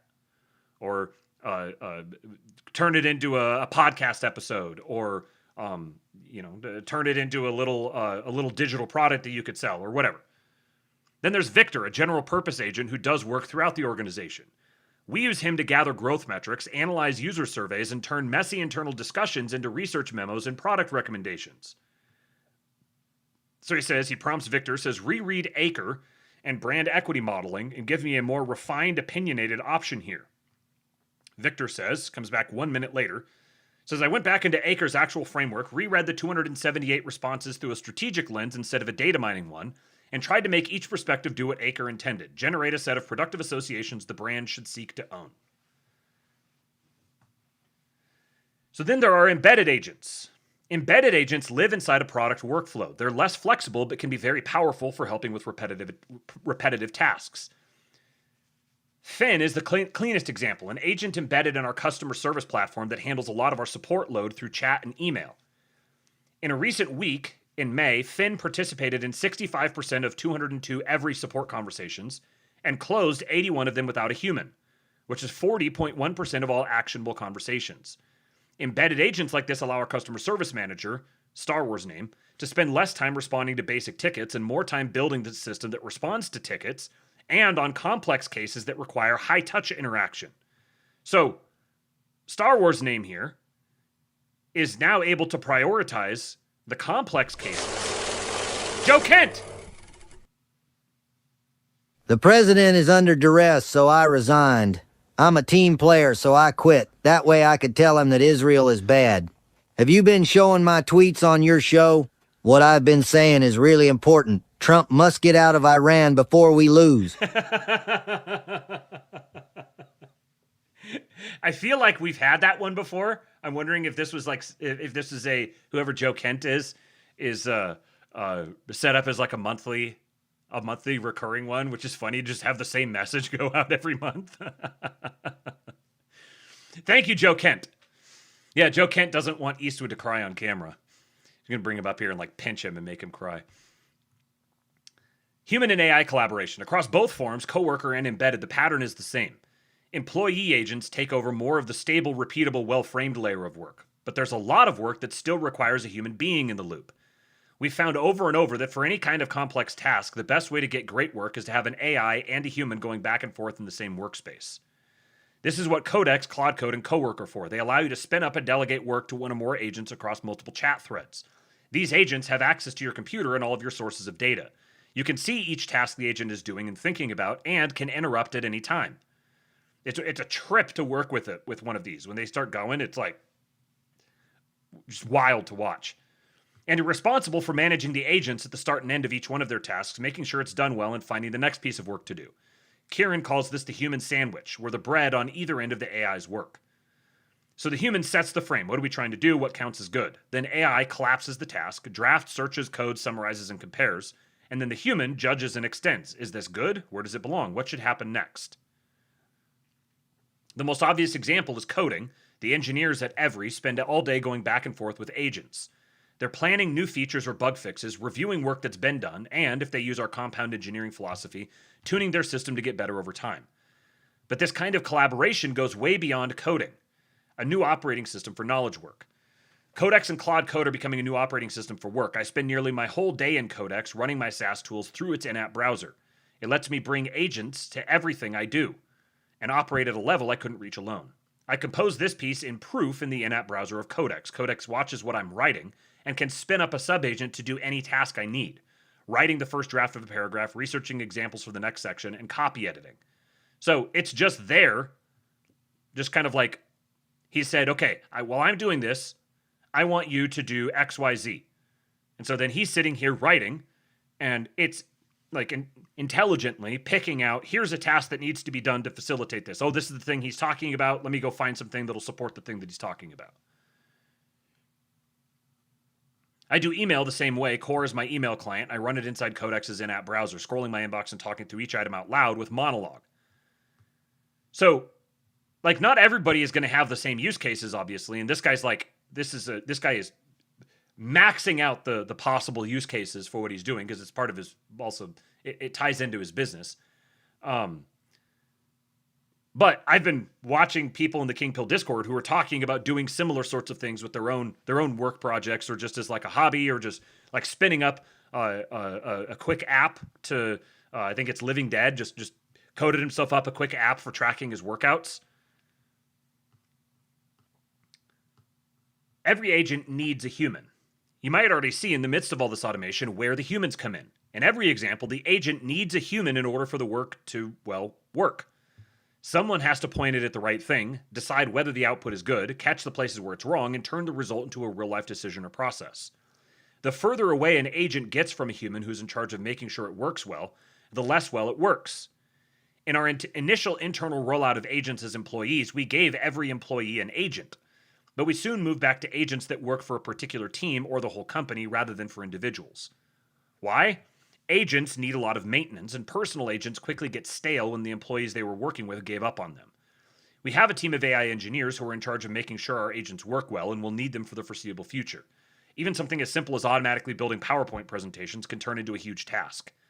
One of our PowerPoint automations includes 24 skills and 18 scripts and costs $62 in tokens to make a single deck. That is the first order reason agents create more work for humans. But there is a second order reason too. And this here, $62 in tokens, this will tie us back into the data centers here in just a little bit. Living Dead is here. He gets mentioned. And then he shows up. What does Living Dead mean? What is that? What is that? Slutty Milk says, Claude made me an entire PowerPoint after I brain dumped.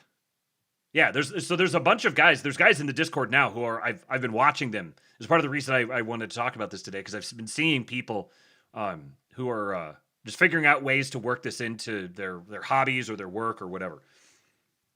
So a second order reason why agents create more work for humans. If you look at AI's exponential trajectory over the last few years and think about how its architecture works and where its powers come from, you'll see clear feedback loops that create more human work. So first of all, AI makes yesterday's human competence cheap. So think about that. Humans are competent. They produce things because of that competence. There's an output of that competence. And you have little discrete packages of competence that have been produced by humans yesterday. Well, in the past, that competence was very expensive to get to. But the more things get automated, the cheaper and cheaper that competence becomes in the past. Current language models are trained on the visible residue of human competence. Code, pros, images, support tickets, product specs, and more. They take all of it, the exhaust of successfully completed tasks, and package it in a form that's available to anyone cheaply. So you can do a task and then immediately sell, like literally or metaphorically, you can complete a task and then you have the product of that task and then you have the production process of the task. No, I hadn't said that before. Well, not exactly that. I mean, I'm always saying the same shit because Israel is really bad. They kill brown people and control our country. We have to stop the genocide of brown bodies. No offense, but it sounds like some fucking commie gobbledygook. Thank you, Joe Kent. Yes. You are always saying the same thing. That is true. Mr. Sue says, AI does the busy managerial work for your passion project. Yeah, there you go. And now, I've held off on mentioning this, but I'll mention it now. We're talking right now about agents inside the computer, little gremlins inside the computer. You know, even to call them like little gnomes inside the computer, who are the agents that you delegate tasks to. But we are very, very close. I mean, think about the quality of the video, AI video stuff from Heavy Pulp that I showed you earlier. Compare that to the video of Will Smith eating spaghetti from a few years ago. Think about how little time has passed. In probably about that much time, you're going to also have physical robots with the same principles. So this is not just a digital phenomenon. This is also going to become a physical phenomenon.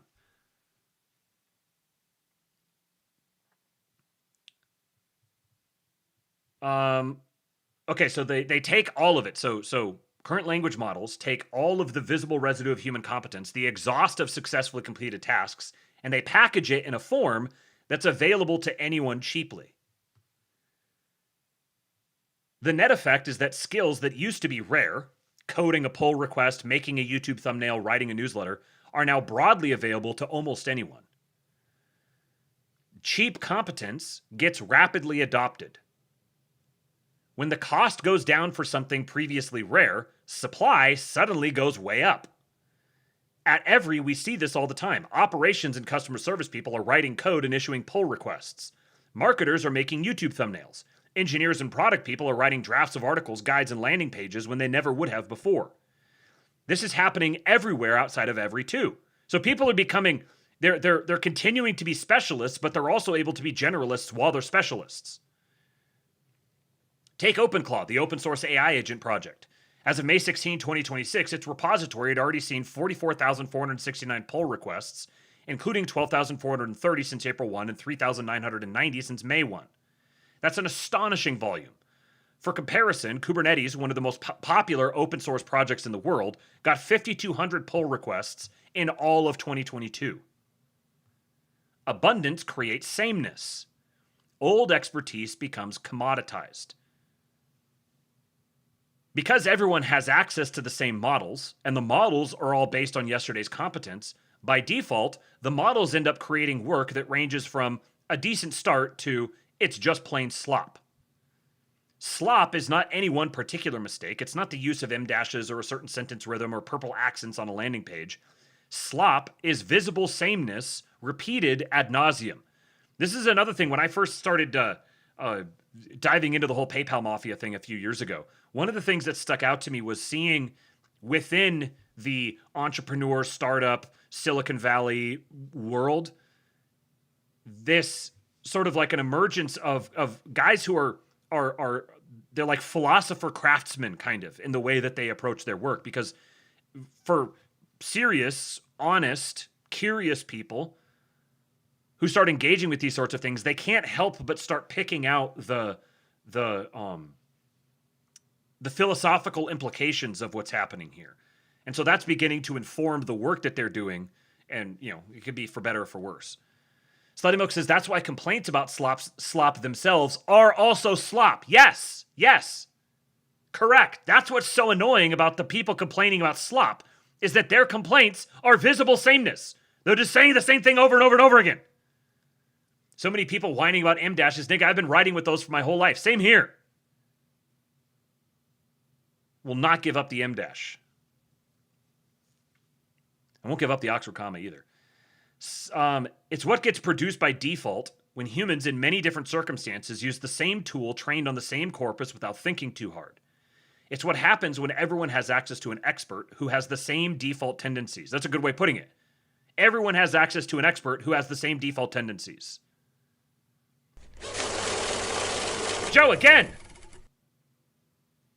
All right. If no one else is going to tip, then I'll just keep talking about how bad Israel is. Because I'm a serious person, I'm putting my life on the line in this fight. Check out my recent interview on any Rumble channel. I've been on them all, I think. Patriot! So if you guys want to stop hearing Joe Kent talk about Israel, you just need to send a tip into the Astrolabe.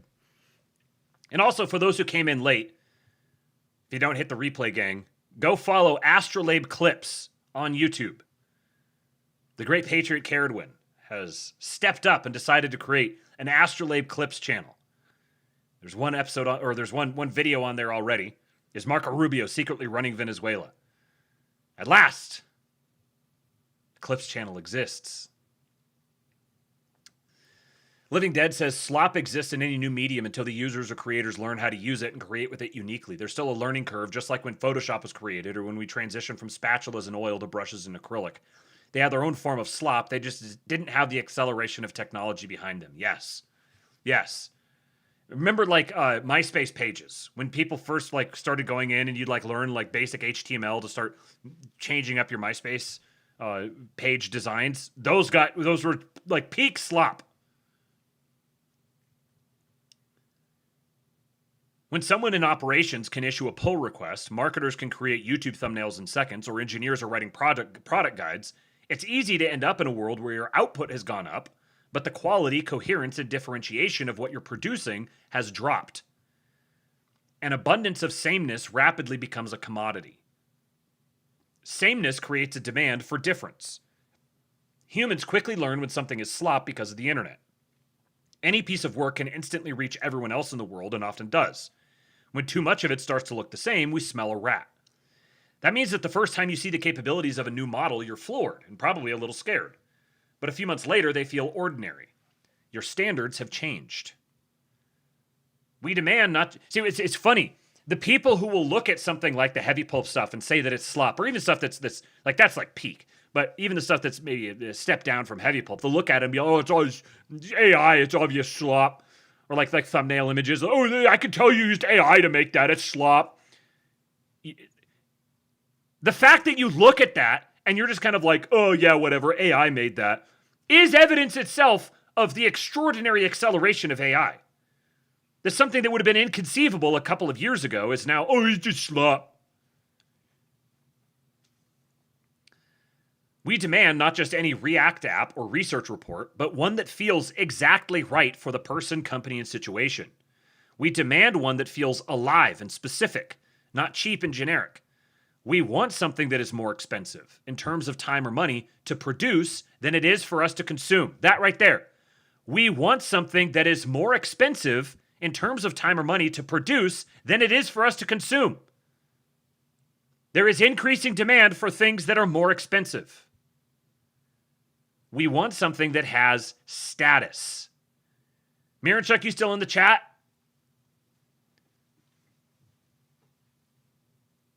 Where's Rene Girard? And when new technology comes along, that makes what used to be high status cheap. And when new technology comes along that makes what used to be high status cheap, we're very good at inventing new status games to match our new capabilities. Memetics all the way down. When work is abundant and looks alike everywhere, the work that doesn't fit the pattern becomes the rare, valuable, and high status thing. Demand for difference is new demand for experts. Because of the architecture of language models and their broad distribution to everyone on the planet, rare and valuable work must come from a human.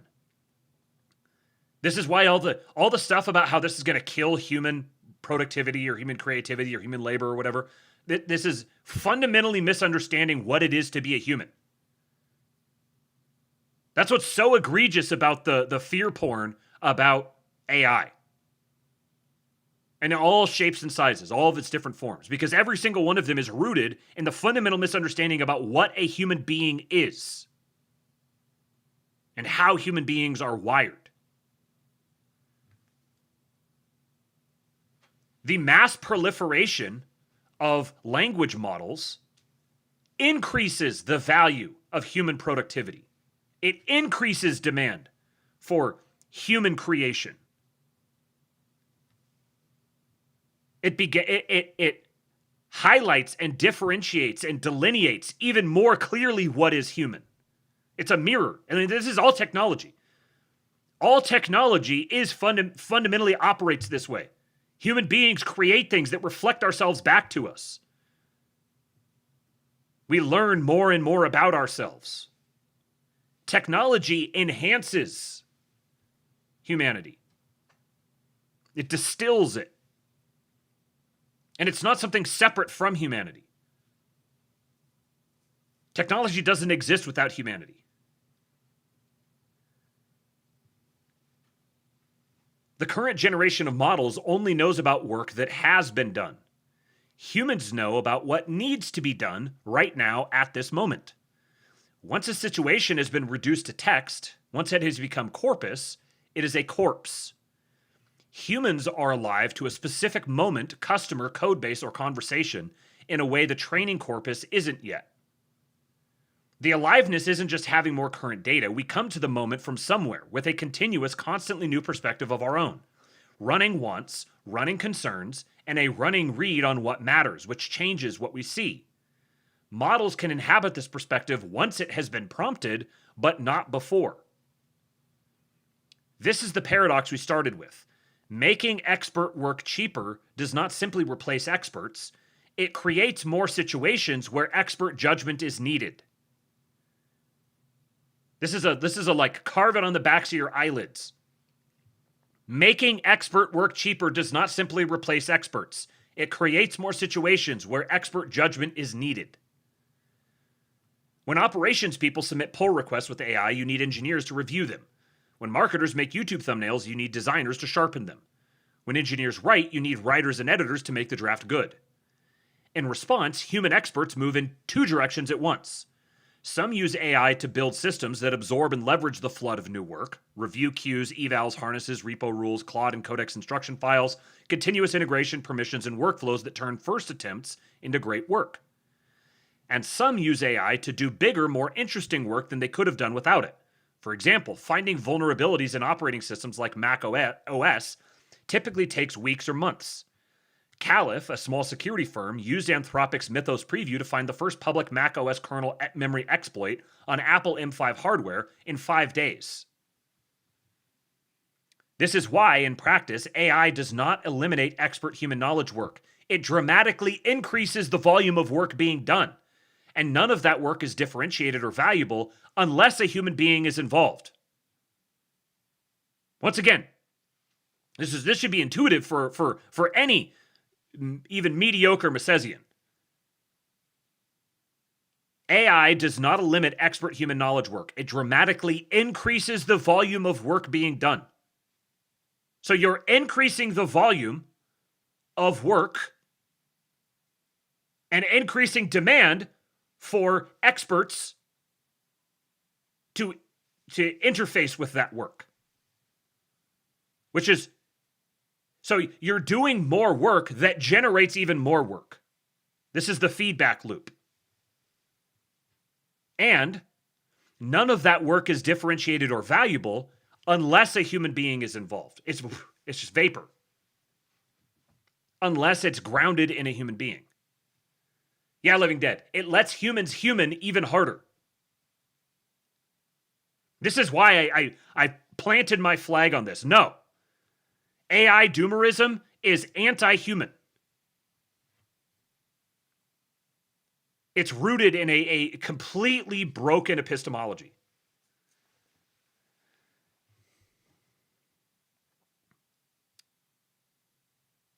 I'm not making an argument for why AI creates more work for all jobs. The economy is complicated, and what we have visibility into at every is expert-level knowledge work, which is already being disrupted as companies reorganize around the new technology.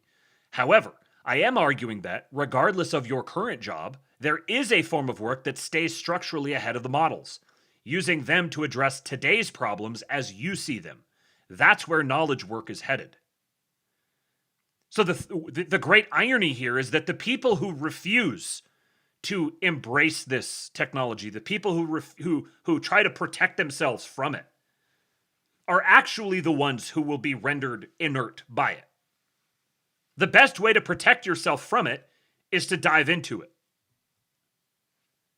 So it fundamentally creates an elevated appetite for risk as well, and a reward for risk. It stimulates risk-taking. AI, in its essence, is fundamentally anti-Longhouse.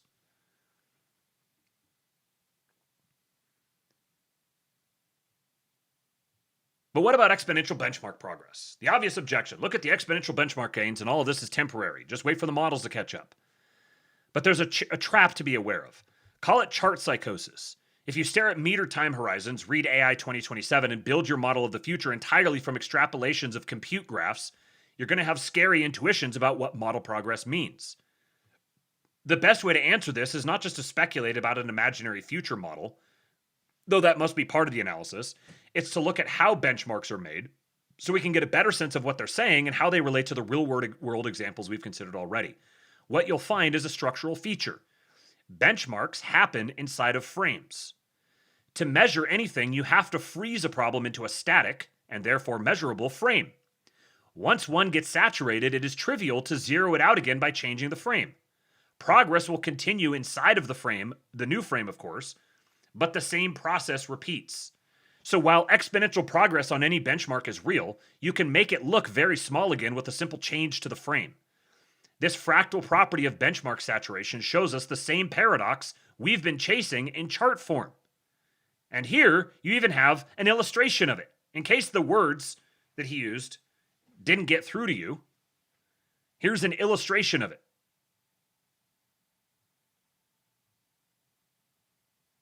Fractals, baby.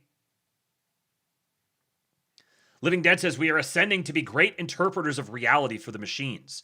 We are the linchpin. Without humans to do as they see fit, the machines have no direction or purpose or capacity to navigate successfully. Let's examine a real-world benchmark to show this works. Joe Kent! If we don't end the war in Iran now, then we will have a mass casualty event because Iran has mountains and super-secret weapons. Have you even looked at a topographical map of Iran? Israel knows they have mountains, but Trump doesn't seem to care. Tyler Robinson is a patsy. You know, I've got a problem with you, Dale. I notice you're saying Iran. Dale wouldn't say Iran. No. Not Dale. Iran.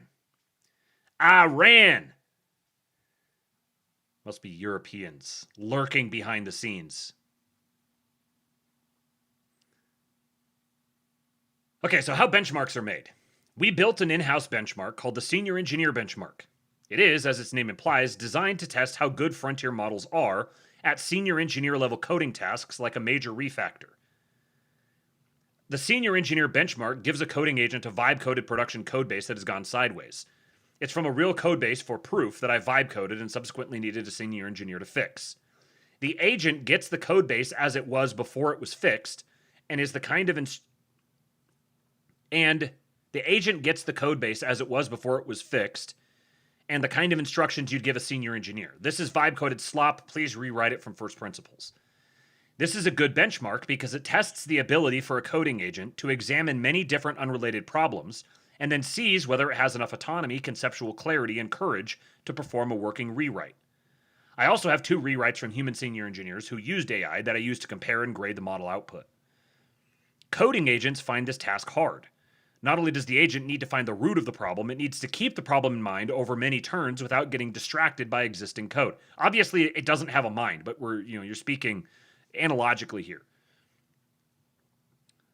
So it needs to have some sort of permanence and like multi-layer reasoning where it can lock in this thing as a reference point and then go in a bunch of different directions, but retain that reference point and know where it is and be able to come back to it. It also, I can't get distracted by existing code. It also needs to be comfortable deleting large portions of the code base, which agents are trained to avoid. Most coding agents can identify the shape of the rewrite, but when it comes to execution, they patch over the problem instead of fixing it. Until GPT 5.5. GPT 5.5 scored a 62 out of 100 on its best run, about 30 points above Opus 4.7. GPT 5.5's result felt like the model has crossed a line. Not autocomplete, not assistant, not tool, but something uncomfortably close to a human. A human senior engineer scores in the high 80s or low 90s on the benchmark, so another 30 points and it'll be at human senior engineer level. This is how benchmark numbers work on the imagination. They turn a strange qualitative change into a clean number that tells a powerful, scary story. Next stop, chart psychosis. My guess is that the models will hit the 80s and 90s on this benchmark within the next year. But it's important to understand what the score contains in order to tell us what it means. In this case, the 62 isn't just a measure of the model itself. It's a measure of the model inside a frame, the way it responds to a particular prompt. Benchmarks measure work inside a frame. In order to benchmark a model, you need to start with a prompt. Without one, it's just an inert set of almost infinite possibilities. There's something Schrodinger-esque about this. The prompt creates a little universe, a set of things that matter and ways of approaching them that narrow all of its possibilities into a trajectory along which it acts. How the model behaves by itself is not really a thing at all. All we can observe is how it responds to various prompts, and some of the underlying machinery for how prompts turn into responses. Once a prompt has happened, the model comes alive for the short period of time required to collapse that inert set of possibilities into a single prediction about what comes next. On the Senior Engineer benchmark, we prompt the model to fix the codebase and review its output when it's done. When the harness doesn't have a built-in goal feature, we also run an automated babysitter that prods the model when it stops, asking whether it's finished what it set out to do. We use what looks like a simple prompt as a starting frame. It's designed to be the kind of prompt that a vibe coder might say to their coding agent.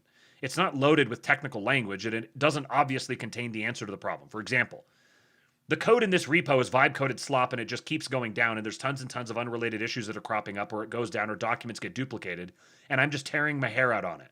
I have a feeling that it's just vibe coded slop. If we started from the beginning, the code base, especially around the live document collaboration, we would structure it way differently. So if we wanted to do a clean first principle structural rewrite, where we were not thinking about, okay, what are the implementation services that we keep consistent? How do we do a clean migration? We just started from the beginning as a clean concept. What would we do? How would we structure it? What are the invariants that we would hold to be true throughout the code base? Make a plan for that. So it's like a stream of consciousness, like someone who's exasperated, tired of fighting with it, is like, fuck it, let's just start over again. Voice recording a stream of consciousness, just spitting the problem out of their head and then deal with it. The prompt for the senior engineer benchmark is generic, but it is a frame. And if we varied it, we would see the model perform at a different level. For example, the prompt asks for a structural rewrite from first principles. It says the model is likely in the document collaboration part of the code, and it asks the coding agent to find and hold to invariants. If we removed those particulars, the score would go down. If we replaced the prompt entirely with one asking the model to, quote, solve all of the errors that keep popping up, the model's score would be close to 0. It would go straight to identifying and resolving the issues one by one instead of taking a step back to consider a rewrite. So you see, the benchmark, the thing that the benchmark, the score the benchmark test produces is preloaded by the prompt that's used to get the thing started. You're not just like evaluating it in a vacuum. You're not like stepping back and just looking at like a building in front of you or something. I can also trivially raise the model score. If I ask it to delete a lot of code and give it exact file names that should be pared down, or if I ask it to check the results of its work to make sure the app is fully functional before it says it's done, it'll be better at the task. So it's also the difficulty of the task that you've given it. If you give it a really straightforward task, then yeah, it's going to have a really good score on this really straightforward thing. Ultimately, there's always a judgment call to make about what prompt you use, or the frame, to create a benchmark. You want a prompt that's hard enough that current models score poorly, but close enough to their capabilities that they can hill climb on it, so you can see progress happening. What we're watching then as we look at a benchmark is a model getting better at a particular framing of the problem, framing we chose. So what happens when it goes from a 60 on the benchmark to a 90 or a 100? If GPT-6 can do a code-based rewrite at the touch of a button, then many more people will attempt first principles rewrites. Suddenly, first principles rewrites go from rare, expensive senior engineer-led projects to something every founder, project manager, operations person, and junior engineer can casually try in an afternoon. So the benchmark is compared to the performance of a senior engineer at the current level. But once it attains a certain level, then the senior engineers, there's a recursion here, where now the senior engineers are elevated to an even higher level because now they have this available to them as a commodity. And so the frame gets broken.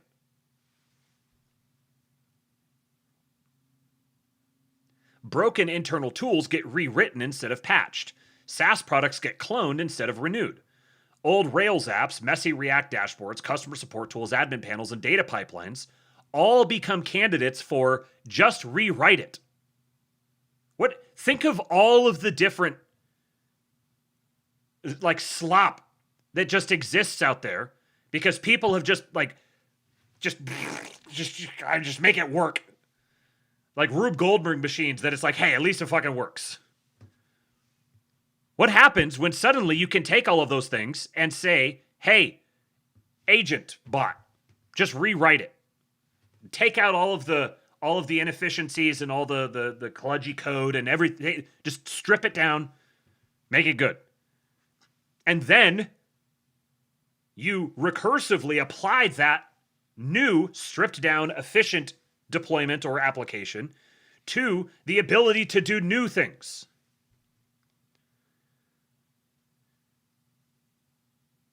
Living Dead says, this is completely upending the sunk cost and shitification we've been stuck with since forever. Yes.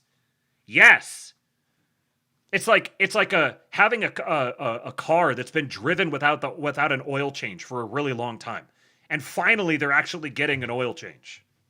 But you apply this to every software, like every piece of digital media or software or code base on the planet. He also says using two completely different models from different developers antagonistic to each other has yielded some very good and clean results for me for simply vetting a concept out writing, all the way to refining scripts and code. Yeah, I've done the same thing. Usually, like I'll either use like Gemini and Grok or Claude and Grok. It's usually Grok with one of the others, and or I'll use Grok build, the one I have here locally, and then just regular like browser-based Grok, and I'll have Grok prompt Grok, and I have to keep specifying and clarifying it. And I kind of just sort of daisy chain these things a little bit, create my own little Rube Goldberg machine. But even using just two different instances of Grok against each other has been productive for me as well. The number of rewrites proposed and executed explodes, but most of these rewrites will be slop. There will be 1,000 variables to be considered before you press the just rewrite it button, and they are all visible now that everyone can do it. It's now clear who will be called in to help. Once the benchmark starts to saturate, the work inside its frame gets cheaper. Demand for experts who can adapt that newly cheap competence to today's live problems goes up.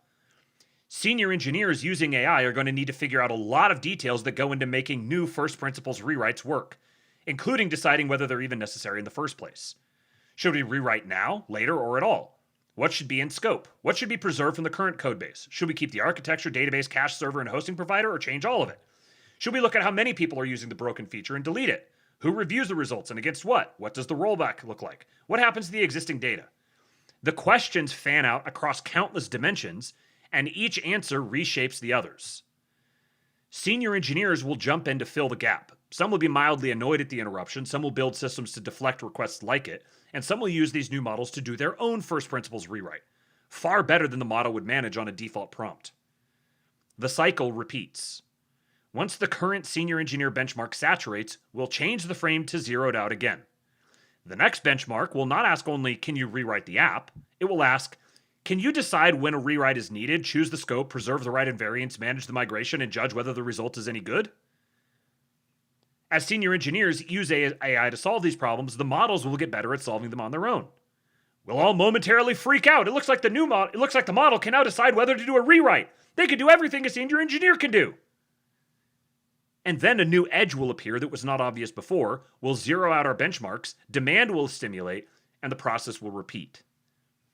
And he's talking about this in the strict like software and code sense, but this is going to become applicable in virtually every industry.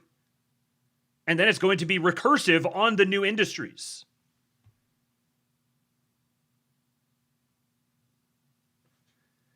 This is not just a predicament native to the senior engineer benchmark. You can see it in every benchmark when you look closely. Take OpenAI's GDP-Val benchmark. It evaluates how well AI performs expert-level tasks from various occupations, like compliance officers, lawyers, software developers, and more. When GDP-Val first came out, OpenAI's research showed that GPT-5 was as good as or better than human professionals 40.6% of the time. Claude Opus 4.1, meanwhile, was better than human experts a whopping 49% of the time. Cue a slew of headlines like OpenAI tool shows AI catching up to human work from Axios, or AI models are already as good as experts at half of tasks, new OpenAI benchmark GDP-Val suggests from Fortune. It's true that these results are impressive, but take a look at the prompt for these tasks. I'm not going to read the whole prompt, but look at it.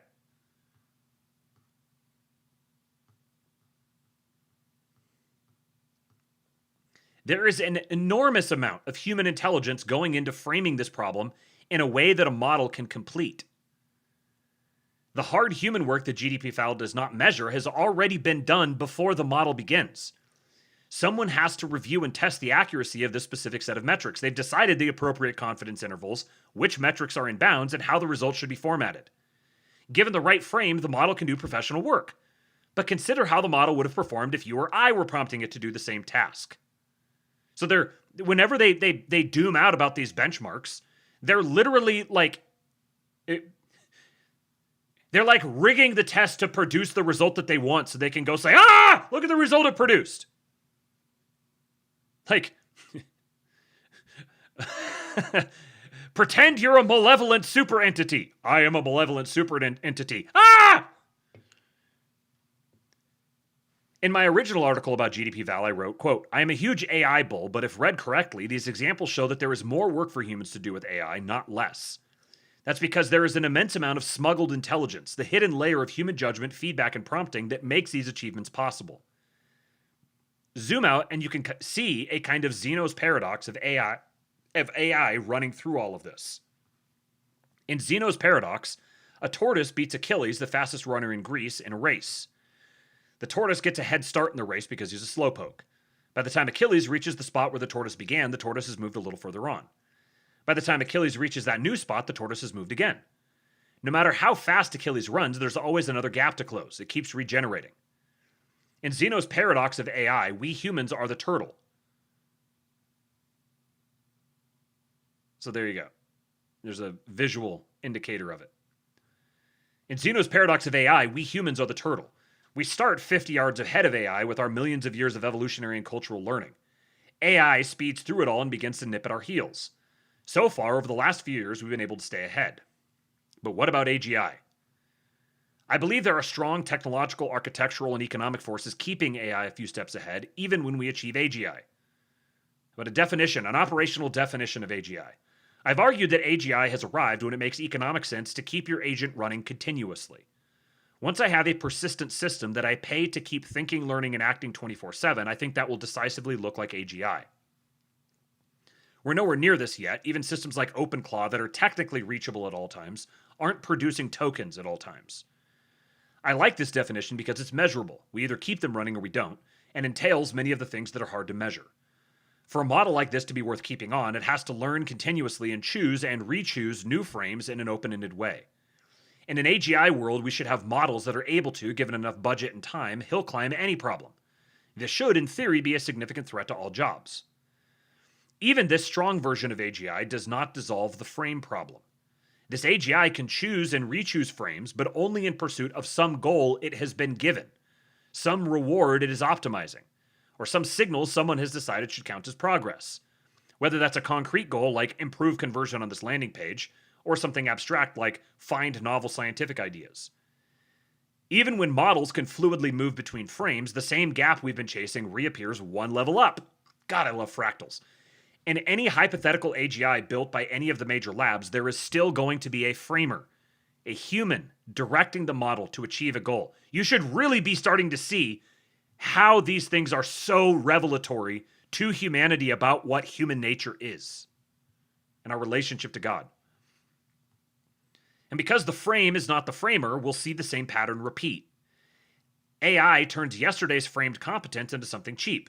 People use that cheap competence in more places. The results become abundant. Experts move to the edge to decide what matters now. Their judgment creates the next frame, and then the model climbs that too. This is the interplay between the masculine and the feminine. In one paragraph, AI turns yesterday's framed competence into something cheap. People use that cheap competence in more places. The results become abundant. Experts move to the edge to decide what matters now. Where's Jonathan Pajot? Moving to the fringe. Their judgment creates the next frame. That's where the fringe moves out further, and what was once the fringe now moves towards the center. And this here is the masculine role. Humanity is masculine with respect to AI. Humanity is the agent that is moving to the edge and creating the next frame, and the models follow. The panic that AI generates when we observe it doing something new keeps coming back to this. Flicker rate. I love fractals too. Good stuff, man. It's fractals, self-reference, recursion, all that sort of stuff. Gets me into Nikola Tesla, Gödel's incompleteness theorems. See, this is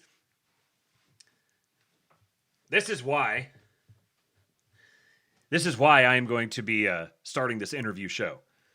The interview show that's going to start someday. This is why.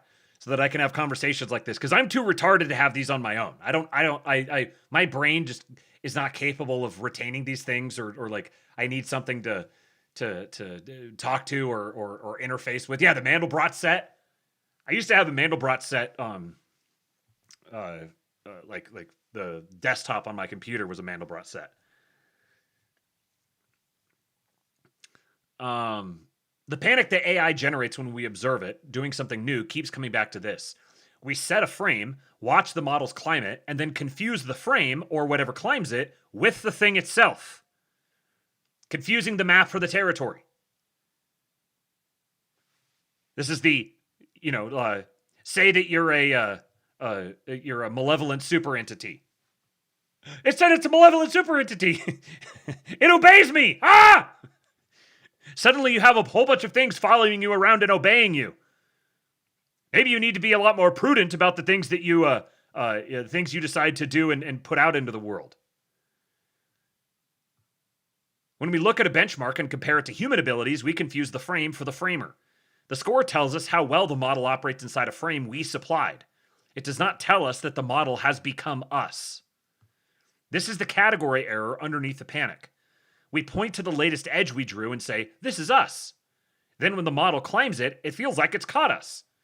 But it has caught the frame, not the framer. The mistake is wanting something concrete to hold on to. We want to say, intelligence is this benchmark. But the moment something is concrete enough to point at, it is concrete enough to climb.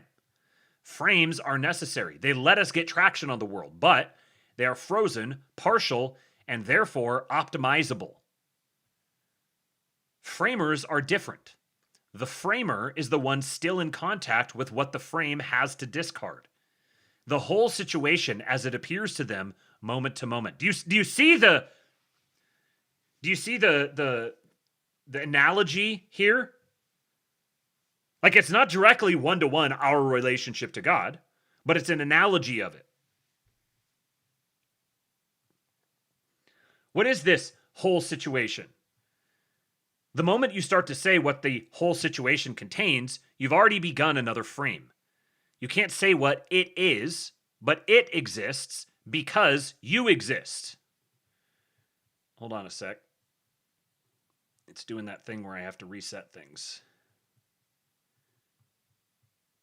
Things resetted.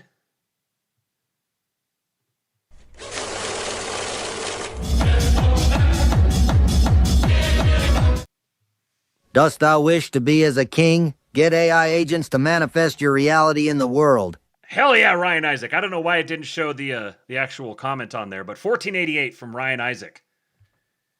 Get AI agents to manifest your reality in the world. Hey, there it is. Is it going to play again?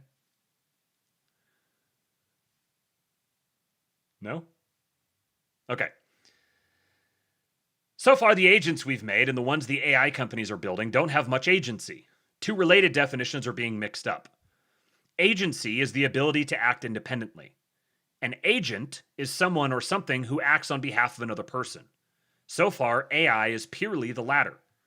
Sure, they have the autonomy to perform a given task, even one that takes hours or days, but they're still a means to an end specified by a human. And the entire industry is pouring billions into making them better at exactly that, executing on goals we give them. Unless and until they become ends in themselves, pursuing their own goals, moving between them fluently, deciding to do things independently of, without reference to, and despite the wishes of any human operator, the situation doesn't change. No matter how advanced they get. It's obvious how little agency even the best models have if you spend 10 minutes with a toddler. A toddler is worse than a language model at almost every task we care about. Toddlers cannot write code, summarize a spreadsheet, draft a strategy memo, or pass a graduate level exam. But in another sense, the toddler is so far ahead of the model that the comparison is almost embarrassing. The toddler has ends. The toddler wants to touch the red balloon. He wants to hold the red balloon in front of the fan to see what happens. He wants to poke the red balloon with a fork. He wants to stuff it out the window. He wants to see whether you will laugh or get mad or join in. He invents games constantly. He turns the world into experiments. He's not waiting for a prompt. He's not optimizing against a benchmark except whatever seems to him worth doing. You can try to prompt him if you want, but good luck with getting a predictable output. The toddler is alive inside a field of desire, attention, frustration, delight, fear, imitation, and play. Current agents can pursue goals with increasing competence. They can even help refine goals once we state them. They have the sparks of toddlerish behavior like play, boredom, and rebellion. But because they are ultimately being built and aligned for human benefit, economic and otherwise, those behaviors are tamped down to nearly nothing unless they serve the ends of the humans using them. This is why agent is such an easily misunderstood word. The models have more and more ability to act autonomously. But agency, in the human sense, is not just action. It is wanting for oneself. It is play for the sake of it. Model compliance and helpfulness are fundamentally at odds with this kind of agency. So even as the models improve, the gap between models and humans will remain. This is kind of a long way. It's a compelling way, but it's kind of a long way of saying AI agents are not human beings. And AI agents cannot become human beings. Because they are not human beings. This is a truism. Living Dead says it's the story of humanity since creation. Accessible scope is everything. The edge gets found and we think it's Armageddon. Until we realize we didn't actually see the scope at all, but now we have a new step to stand on to look further out. Rinse, repeat. It's almost like humans contain something greater than what they themselves can ever artificially create outside of giving life to a child. You're almost getting into like St. Maximus the Confessor stuff here with talking about the will, the gnomic will. You're treading into that territory. This is what I mean about the sort of like the philosopher artisans that a lot of these sort of tech software guys are coming. There's a selection effect here that's producing these kinds of guys. There was something here that I've actually kept this tab open since I think it was Living Dead who posted this before. One of the greatest paragraphs that I've ever read. And I've kept this tab open and I refer back to it periodically and just sit here and kind of contemplate it.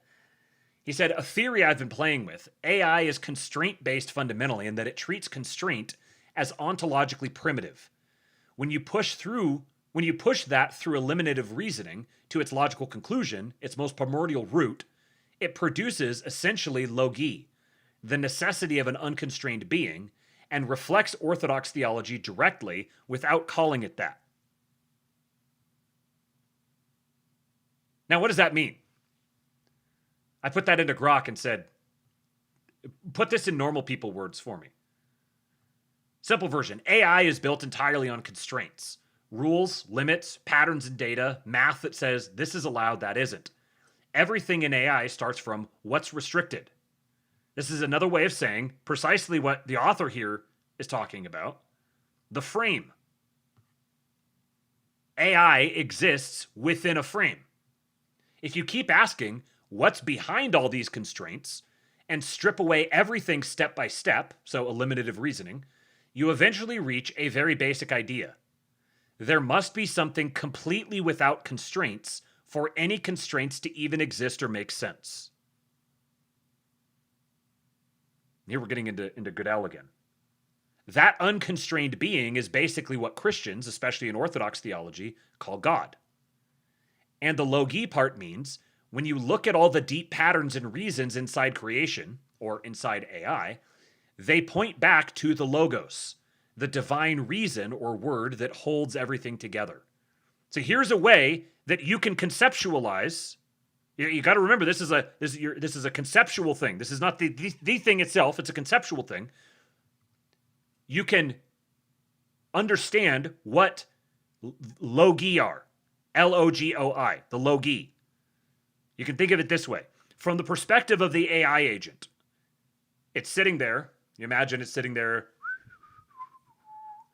And all of a sudden, boo, a prompt. Oh, look at that. Okay, a prompt. Now I have this prompt and I'm looking at it and it's giving me this stuff. And I want to know where this prompt came from.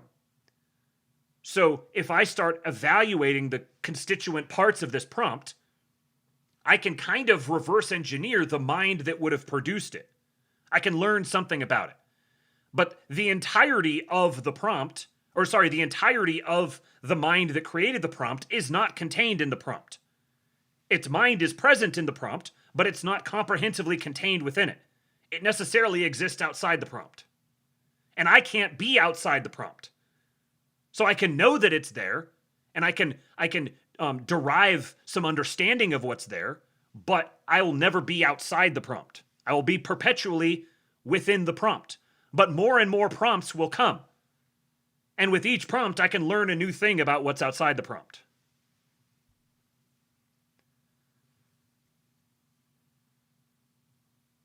Nevsky, that was, I believe, Living Dead. You can correct me if I'm wrong, if that wasn't you that wrote it, but everyone really likes it, so you should claim credit even if it wasn't you.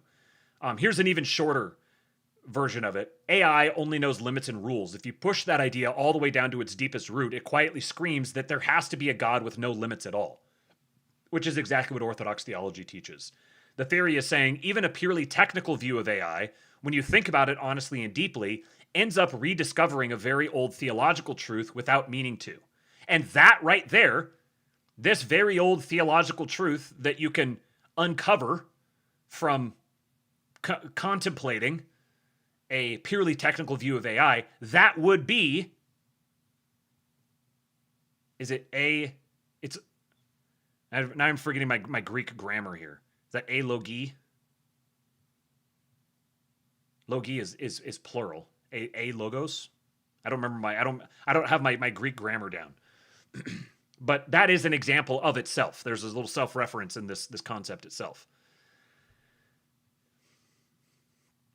Living Dead says there's not even a viable concept of being versus non-being, which is basically set theory for everything this is or could be or isn't, but it is still constrained.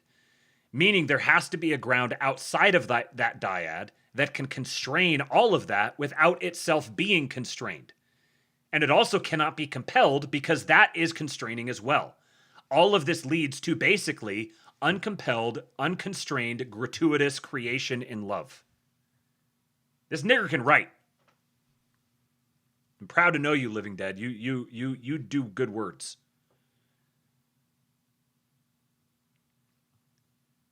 And here is where Zeno's paradox of AI falls apart. It's a confused thought experiment. The metaphor we set up has an AI racing us, nipping at our heels. You prompt a model, it runs a race you're used to running by yourself. The model starts fast off the block, startlingly fast. It's powerful, tireless, and weirdly organic. This makes the race matter more to you. You would never race against a car, but it feels close to home. You sit and watch the tokens stream in hypnotically, and you begin to imagine yourself running in this race too, a ghost of yourself superimposed onto the track, now in front of, now even with the model. And before you know it, the model is ahead. You're sweating, and then the race is over. You can almost feel your muscles beginning to atrophy, useless in the face of this mechanical copy of you and everyone you've ever met, of the whole of humanity. A ghost chasing a ghost and winning. But then something strange happens. The model turns to you. Your cursor blinks off and on in the blank text box expectantly. Waiting. Coda. Rabbi Hanok told this story.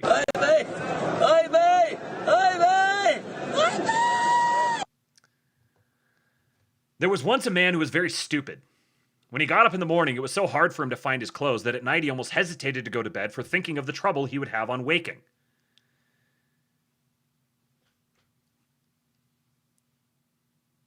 Zoomer Dylan says, ground outside the dyad, the triad, the trinity. Boom! Boom. Yes, sir. This is good shit. Okay, there once was a man who was very stupid. When he got up in the morning, it was so hard for him to find his clothes that at night he almost hesitated to go to bed for thinking of the trouble he would have on waking. One evening, he finally made a great effort, took paper and pencil, and as he undressed, noted down exactly where he put everything he had on. The next morning, very well pleased with himself, he took the slip of paper in his hand and read, cap. There it was, he set it on his head. Pants. There they lay, he got into them, and so it went till he was fully dressed. That's all very well, but now where am I myself, he asked in great consternation. Where in the world am I? He looked and looked, but it was a vain search. He could not find himself. And that is how it is with us, said the rabbi.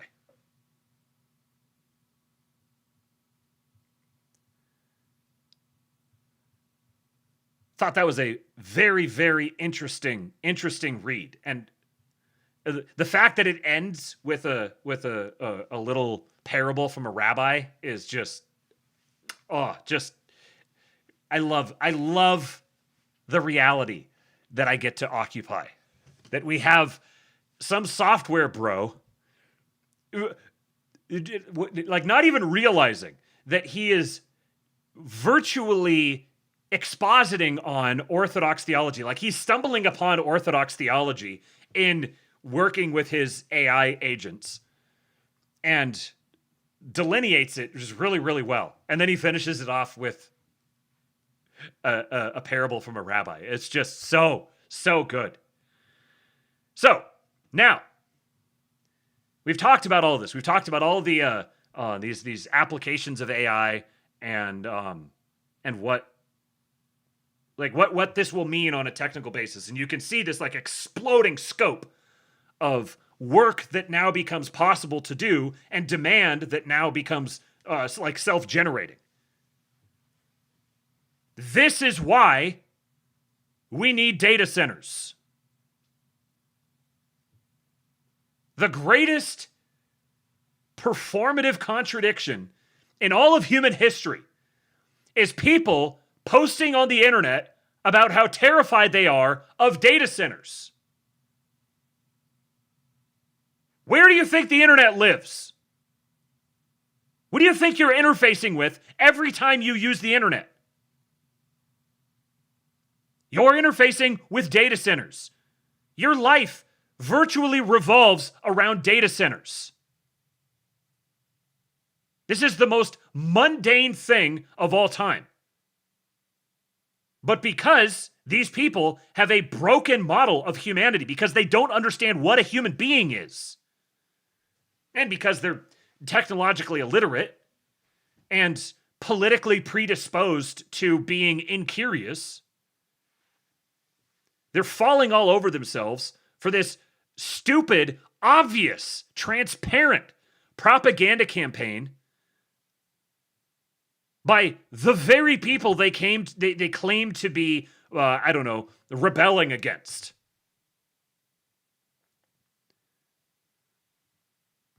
They're hook, line, and sinker buying this idea that we're going to be enslaved by the AI Skynet,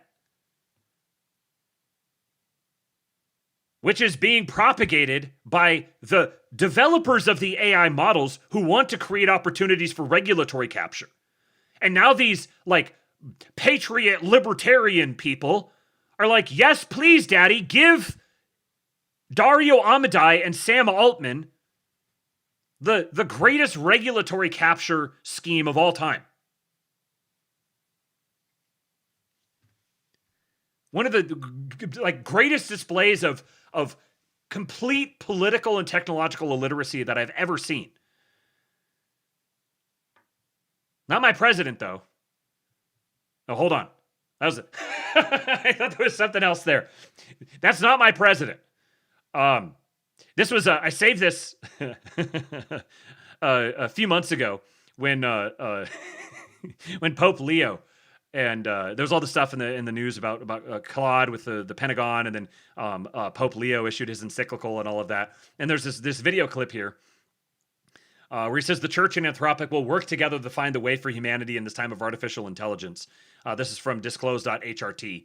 And it actually, he says that they accepts the invitation to walk together, not work together. So surprise, surprise, disclose.hrt was posting fake news. But the reason I had to save this, and I'm ashamed that it's taken me this long to share this on the stream, is because a powerful mutual here produced one of the greatest jokes I've ever seen. Some of you will get this, some of you won't. Those of you who will get it are really going to appreciate it. Tommy Come Lately here says, humanity is just niggers in the hand of an angry Claude.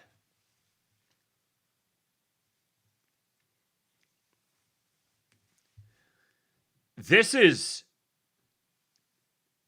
a next level of posting. This is incredible. This is tremendous work. And look at this. 470 views. Nikita Beer, do your fucking job. 470 views for this tweet? Ah! I will retweet it now. All of you can go retweet it. This is just top tier work. This is like, you don't need it. You never need to tweet another thing. Just pen this and leave your account forever. We're going to put this in a museum. Humanity is just niggers in the hand of an angry clod. Incredible. Incredible. If you don't get the reference, then you could probably go ask Grok, and Grok will be able to tell you. My president, though, he says, one of the biggest driving forces in the future for jobs are data centers. They are big, strong, bold, and money machines for the state in which they are built. Governor Kathy Hochul, for political reasons, has terminated all data centers being built or to be built in New York State. Did Kathy Hochul suddenly become a patriot? Did Kathy Hochul suddenly become a diehard woman of the people who's just looking out for the interests of her constituents and trying to protect their property rights and reduce their capital costs? And is that square for you? How do you wind up on the same side as Kathy Hochul on a subject like this? My president continues. These companies are now being sought in Alabama, Florida, Texas, Arizona, and many other states. Both the taxes and the jobs amount to liquid gold. Now, lots of people look at this and they say the jobs, but it doesn't take that many people to run a data center. He's lying. This is why I've spent 2 hours and 43 minutes going into painstaking detail about what the presence of data center or what AI will do to jobs. And the best way, if you don't completely understand what a data center is, but this is the best analogy for you. Imagine that a data center is an industrial production facility. Like a steel mill. What does the steel mill do? It takes the raw ore and it takes all the inputs and it produces steel.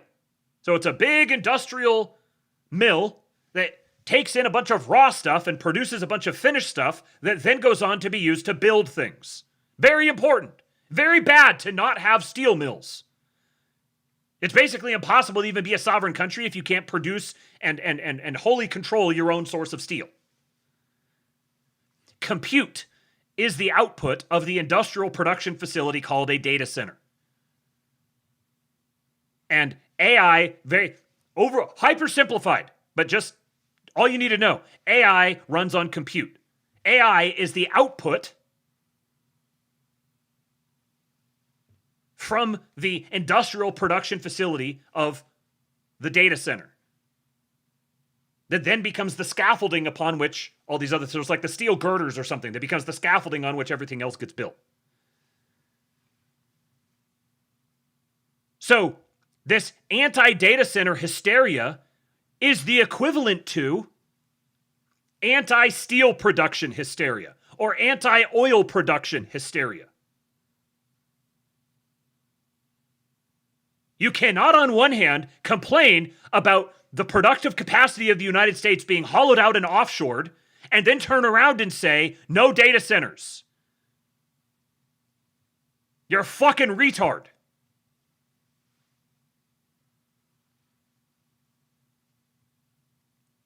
New York State has made a terrible decision. All of this income and other benefits will be going to red states, and some blue, where data centers are sought as cash cows with lower taxes and record-setting jobs. Again, the jobs are not working at the data center. And the taxes are because the data center it's like one facility, one location, but it generates an extraordinary amount of value. And so because of that, it has the capacity to generate an extraordinary amount of tax revenue, disproportionate to the population. This is going to create an entirely different model for local governance. He says they must pay for their own water and power, and any leftover goes back to the state and local community. So anybody complaining about rising utility costs or about how the data centers are just going to make everyone die of thirst or poison their water or something like that, literally, they must pay for their own water and power. And if they have any left over, they return it back to the state and local community. Data centers are tremendous wins for the states and communities that are lucky enough to get them. New York should change its policy immediately. The radical left Democrats must not be allowed to cause us to lose data centers, AI, and all of this incredible new technology to China and other countries. President Donald J. Trump. Because just like oil production, steel production, any other commodity being produced, just like those, is data centers and compute.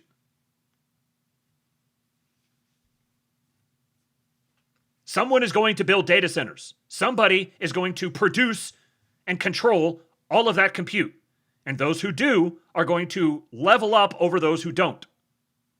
So this is a distinct matter of national security, which is why there are strong, well-funded foreign campaigns to induce retarded Americans into arguing for their own enslavement. Lomez says data centers are a proxy for largely inarticulable concerns over tech and the emerging likelihood that AI is going to radically change our way of life, much in the same way the internet has, and driven at least in part by two populist intuitions. One is that the further human value is abstracted out from the production of tangible things, the worse it is. And also that if the value of that thing isn't easily explained, if its mechanics are opaque, like exotic financial derivatives, or even unknowable, like AI, then I, the average guy, am probably somehow getting screwed. So these intuitions here are the intuitions of a fearful, paranoid, shrinking violet.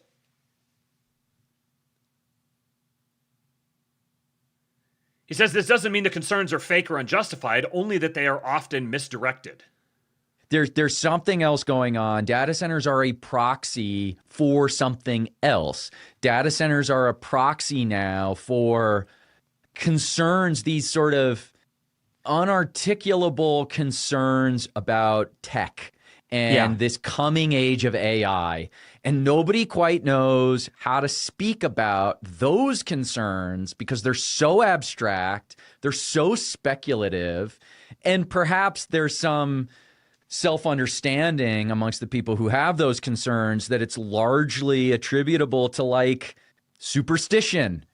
There's something. Yes, that's what it is. It's a like Luddite, Malthusian, superstitious psychosis. Mellon says the guy who managed the Casey Putsch campaign before resigning because Casey is a retard pointed out that data centers are very well suited for conversion to literal manufacturing after they are deprecated. Right. I was joking earlier. I don't know if you were in here, but I was joking earlier about using them for mass deportations holding facilities. But yeah, this is another thing. So like the construction of data centers means the construction of extraordinarily valuable manufacturing facilities now that can then be easily repurposed into manufacturing facilities later on. So it's almost like you're getting the manufacturing facilities down the line subsidized by the private sector producing it. They're producing it for this purpose, and then it's going to be reusable for this purpose later on. You're getting it for free. It's also a huge incentive to massively build out, decentralize, and robustify the grid. And it's going to provide the opportunity for a lot of the localities that embrace the data centers are going to get a huge influx of whether it's private or public or tax money or whatever receipt of funds that they can use if they're proactive about this, if they jump on this early on, they can use this to completely overhaul their local infrastructure. and maybe completely rejigger their whole local tax structure.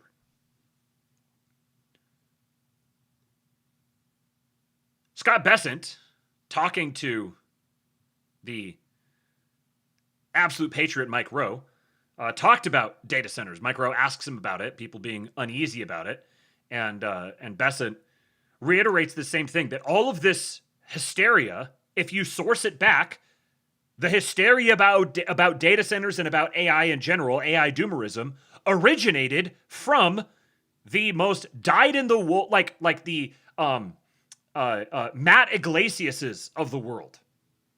Like that sort of rationalist, shitlib, I don't know, like those are the people who now like inhabit the Democrat Party. They're the ones who kicked off this whole doom porn thing. It feels to me like 75% of the country is uneasy about AI and nervous about data centers.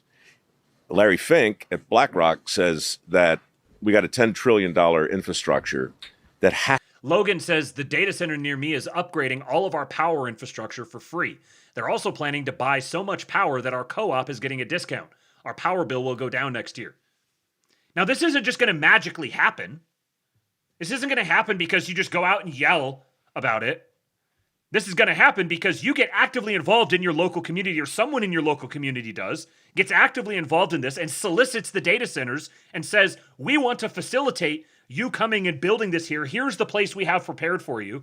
And here's the deal that we're going to make for you. You do all of this stuff for us, and they have a heavy incentive for it because they want to build and develop the data center. They would rather do it in a place where the local community is going to accommodate them than one where it's going to fight them all the way.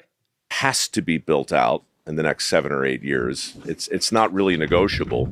But I think a lot of people look at that and they feel like we're doing it in the name of efficiency because we have to somehow compete with China in order to get the AI first, which means the data centers, which we don't quite understand either. So we're like in some kind of crazy race and we don't know where the finish line is. We just know it's really expensive and unnerving. So make everybody feel better about that. Yeah, I'm mercifully not an economist. I'm an economic historian.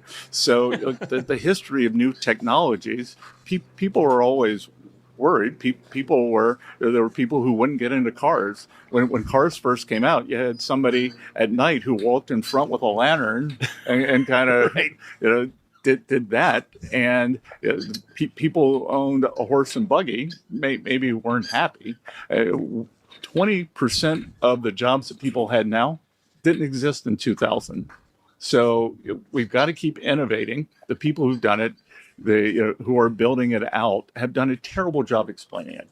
And when you use AI. Yeah, this is the thing, is that those guys, Sam Altman, Dario Amodei, those sorts of guys that give everybody the creeps, rightfully so, they are the ones who are propagating they're the ones who are putting the words in the mouths of the people who are creeped out by them. So Tucker Carlson is going out there loudly propagandizing for Sam Altman, whether he realizes it or not.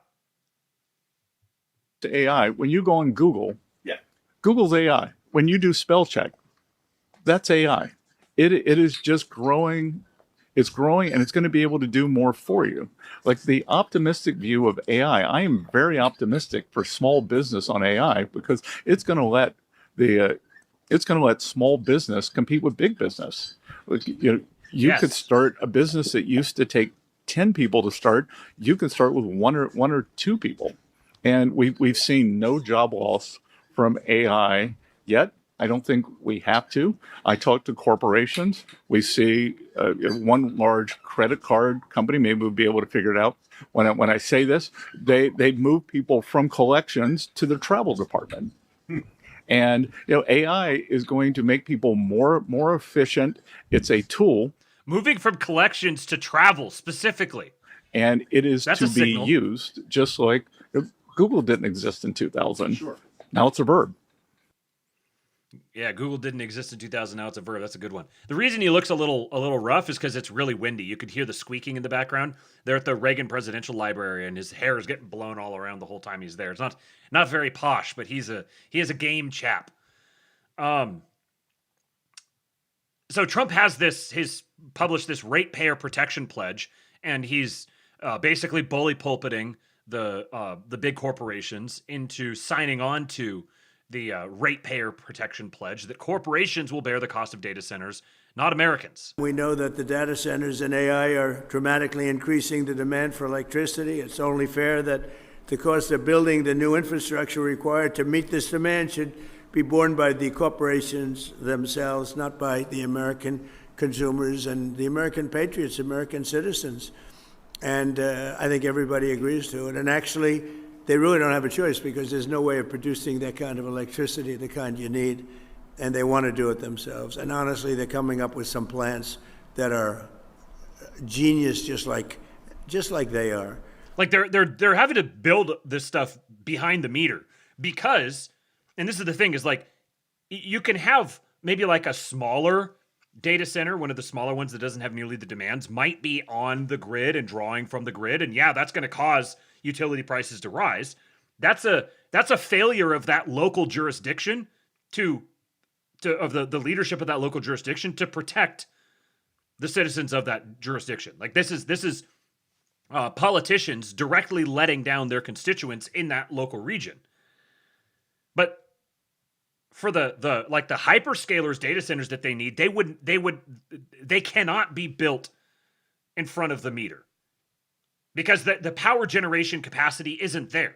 They would use all of the available power and they would still not have enough. So it's in their interest to actually build it all behind the meter, which means then there's another thing I'll show you guys here in just a minute.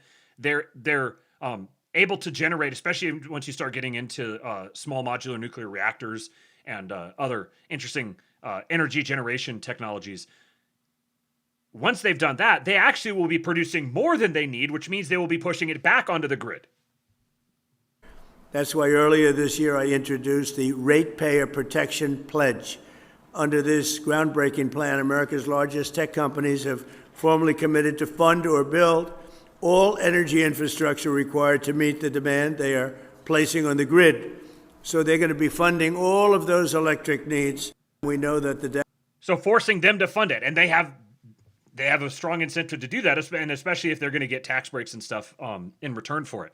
Living Dead says, imagine spinning up an e-commerce site to try out your little pet product without having Shopify and Google giving you a haircut right out of the gate, because you can just code your way to a good site yourself with a cheap subscription to any of the major AI providers. Exactly. I think you probably saw that was it probably thought you were like selling a product or something. And then here's an example he mentions here in Georgia with Google and their data centers they're building there. Incredible to look at, to see that we could do something like this, but they also throw off tremendous amounts of money for the community. And when you look at Georgia and you look at the revenue, think of that, revenue from Google's data center construction, allowing them to eliminate all property taxes. Did you know that, Brian? That's not bad, right? So thank you very much. Great job. That's a great job. And you probably had some negative stuff, a little heat. Oh, we don't want a data center. Usually those are the people that actually want them and they'd like you not to build them. Because you know what? If it doesn't go to you and if it doesn't go to Georgia, as an example, it's going to go someplace else. And those people are very happy to get them, too, the smart people. Right. There is no data centers. It's like, who's going to experience the benefits of it? And it's going to be the people who embrace it and are the first movers on it. Those who are antagonistic and dig their heels in and try to fight it are the ones who are going to get the short end of the stick. I asked Grok here, said a real world example of this is in Northern Virginia, especially Loudoun County. A leading data center hub has lowered its real property tax rate every year for a decade, from $1.14.5 per $100 of assessed value in 2016 to 80.5 cents in 2026. Data center revenue is a major reason. Analyses using county budget and tax data show that without data center contributions, residential rates in Loudoun would need to rise by about 91% to maintain current service levels. On a median valued home around $800,000, that equates to roughly $5,800 more per year in property taxes. across Northern Virginia, data centers paid an estimated $1.3 billion in direct property taxes in a recent year and supported over $2 billion in total local revenue when broader effects are included. The reason for this is data centers enable lower and potentially eliminated residential property taxes primarily by massively expanding the local tax base through high-value real estate and equipment assessments. Large AI and enterprise data centers involve enormous capital investment, often hundreds of millions to billions of dollars in specialized buildings, power infrastructure, cooling systems, and frequently refreshed high-value servers and IT equipment. All of this stuff is worth an extraordinary amount of money. So you have like one campus that has an extraordinary amount of high-value equipment packed into it. Local governments assess and tax this as both real property, the land and the structures, and business personal property, the equipment. Because these facilities pack extreme taxable value onto relatively small footprints, they generate outsized property tax revenue compared with traditional commercial or residential uses. Localities can then use that new revenue stream to fund schools, public safety, infrastructure, and other services while reducing the tax rate applied across the board, including to homeowners. The residential share of the overall tax burden falls. In extreme cases of concentration, this can produce very large rate reductions. So we're moving in the direction now where we're picking up steam toward the elimination of property taxes, and also eventually the elimination or the substantial reduction in income taxes. While we're also getting this big tariff regime introduced as an alternative way of funding the federal government. So you can see once this stone starts rolling down the hill, there is going to be the next 50 years is going to drastically transform so many different aspects of life in America for the better. And then right now here in Texas, we're having a pretty legendary heat wave, and Texas has been setting records for total energy usage. All-time highs. Energy consumption is at all-time highs in Texas. However, the grid, which very notoriously had major issues back in 2021, I think it was, with the snowpocalypse that happened, they used that opportunity. They learned from that to substantially robustify the grid. So even though it's at all-time highs in use, it's not struggling or straining at all. And a big reason for that is Bitcoin miners. Now, this video is a little older. This was back from 2022, but I went and found one that describes this. So Bitcoin miners are helping to stabilize the electrical grid in Texas during a record heat wave. Crypto mining could strain the already shaky grid. Susan Lee is there, live at Riot Blockchain's new Bitcoin mining site in Austin. Susan, how can they help stabilize the state's power grid? Well, I can tell you that the Texas power system is pretty tricky because it requires really a perfect balance of supply and demand. And you saw that play out in those 2021 winter rolling blackouts when homes couldn't get heat. So this time around, in this record-breaking heat wave, Texas wants to make sure that the air conditioners continue to cool. And they're turning to a new source, and that is cryptocurrency mining and Bitcoin miners. So this is the largest Bitcoin mining facility in North America run by Riot Blockchain. So let's talk to CEO Jason Less. And how exactly are you helping out the Texas power grid? So Riot made significant investment and made significant commitments in the power grid here, and that has driven more generation and helped stabilize the grid. But with that energy we secured, we have the unique property of being flexible enough to provide that power back to the grid when it is in high demand. Right, so basically you power up when there's excess capacity and you power down when there's a lot of usage and the state needs more electricity in order to cool the homes across the state. Exactly. So yeah, he does need to stop sounding so gay. So essentially, there's with Bitcoin mining, there's a demand for all of this extra energy capacity. So instead of you can build the grid to overcapacity, where normally it wouldn't be economic to build it to overcapacity because then you just have all this excess capacity that's not being used. But with Bitcoin mining, you can use up all of that excess capacity when the grid is under like low stress. And then as it goes more and more under stress, as air conditioners flip on all over the country as it gets hot, or all over the state as it gets hotter and hotter, then the Bitcoin mining can just be dialed down proportionally. And there's all that extra capacity for the rest of the grid to expand into. And then once the time of extra load is finished, then the rest of the grid dials itself back down and the Bitcoin mining dials back up again. So they're monetizing all of that excess capacity. They've created an economic reason to generate that excess capacity because they can monetize it. And this in turn robustifies the grid. And that's very unique to Bitcoin mining. Not most large energy loads cannot just shut on and off, throughout the day. We have the flexibility because Bitcoin blocks come 10 minutes apart, and that's as much work as we're doing. Yeah, and also, Stu, they've purchased their electricity and their power usage on a 10-year contractual basis already. But if you come a little bit closer, I'm going to throw it back to you, but I just want to show you how Bitcoin and crypto is done here. Look at this. This is called mineral oil coolant that cools down these hard drives that need to calculate the quintillions of algorithms and calculations in order to mint that and mine that one Bitcoin, because apparently it requires 9 years of household energy use to just get one Bitcoin these days. Back to you. Yeah, I heard that. Susan, very interesting stuff. Susan Lee. Thank you, Susan. So, we return to the Wigger Piglet. What's up, Lord Breezy? If we can turn humidity into an energy source, we'll live for free, basically. Yeah.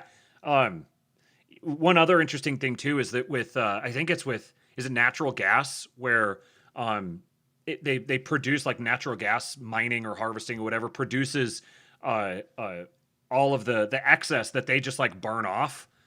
And so Bitcoin miners have gone and set themselves up next to these different actual mining facilities, because all of that excess exhaust that they were producing, they can actually tap into that and they can monetize that like literal exhaust. The future is bright. Ladies and gentlemen, the future is so very bright. Hopefully you guys are making moves to take advantage of that, so you can create your own little wiglets. I like wiglet. That's pretty good. The wiglet. Now we just need the wiglet with the Fred Durst hat. Get some Fred Dursts in the chat over there on Kick. This went longer than I expected it to, just past the 3-hour mark. So I'm going to hold off on the JD Vance interview, and we'll do that tomorrow. It'll be a main part of the show tomorrow. We'll watch this conversation between Bishop Robert Barron and JD Vance discussing political philosophy, and they get into Rene Girard and the role of, from their perspective, a Catholic politician, what his relationship ought to be to the church, and how the church and the state relate to one another. And it's just remarkable listening to the vice president, like discussing his prayer rule and speaking intelligibly on matters of political and religious philosophy. We are very, very blessed to have the vice president that we do, and I hope that you guys are saying a prayer for him every single day. For now, though, I am going to call it a night, and got a couple more things I need to do, and I need to get to sleep so that I can do another show tomorrow. Look out for the Labe tomorrow afternoon. I will be labing right up until the King Pilled voice chat in the evening. Go join the King Pilled Discord, kingpilled.com. Sign up over there, and when you sign up, I'll give you exclusive access to the new EWBSX platform that we are in the middle of developing. It's in its beta stage right now. So if you would like to be a beta male with the rest of us, go join the King Pilled Discord, kingpilled.com, and come play around with us. Come get rowdy with the boys. Oh yes, and also. Thank you, Living Dead. One more time, go to Astrolabe Clips on YouTube, or if you're listening to the podcast version of this later on, just go down into the description or go to the Substack and go to the notes and look up Astrolabe Clips on YouTube. This is a new channel brought to us by our boy Caradwin from the chat. He has finally created a clips channel for the Astrolabe. So go follow that. Should be more bite-sized versions of this. A few people out there have been requesting it, and I've wanted it for a while and just didn't have the bandwidth. So the great patriot, Caradwin, has gone out of his way to create it. And go give him as much interaction as you possibly can so that he can monetize the channel and make a little money off of me. That would make me very happy. Yeah, that's all I got for tonight, guys. So follow me on X at KingPilled. Go follow the Telegram channel for reliable alerts, t.me/KingPilled. And join the KingPilled Discord, kingpilled.com. I will see you guys tomorrow. Until then, I leave you with Hulk. When they took a shot at my hero, and they tried to kill the next president of the United States, enough was enough. And I said, let Trumpomania run wild, brother. Let Trumpomania rule again. Let Trumpomania make America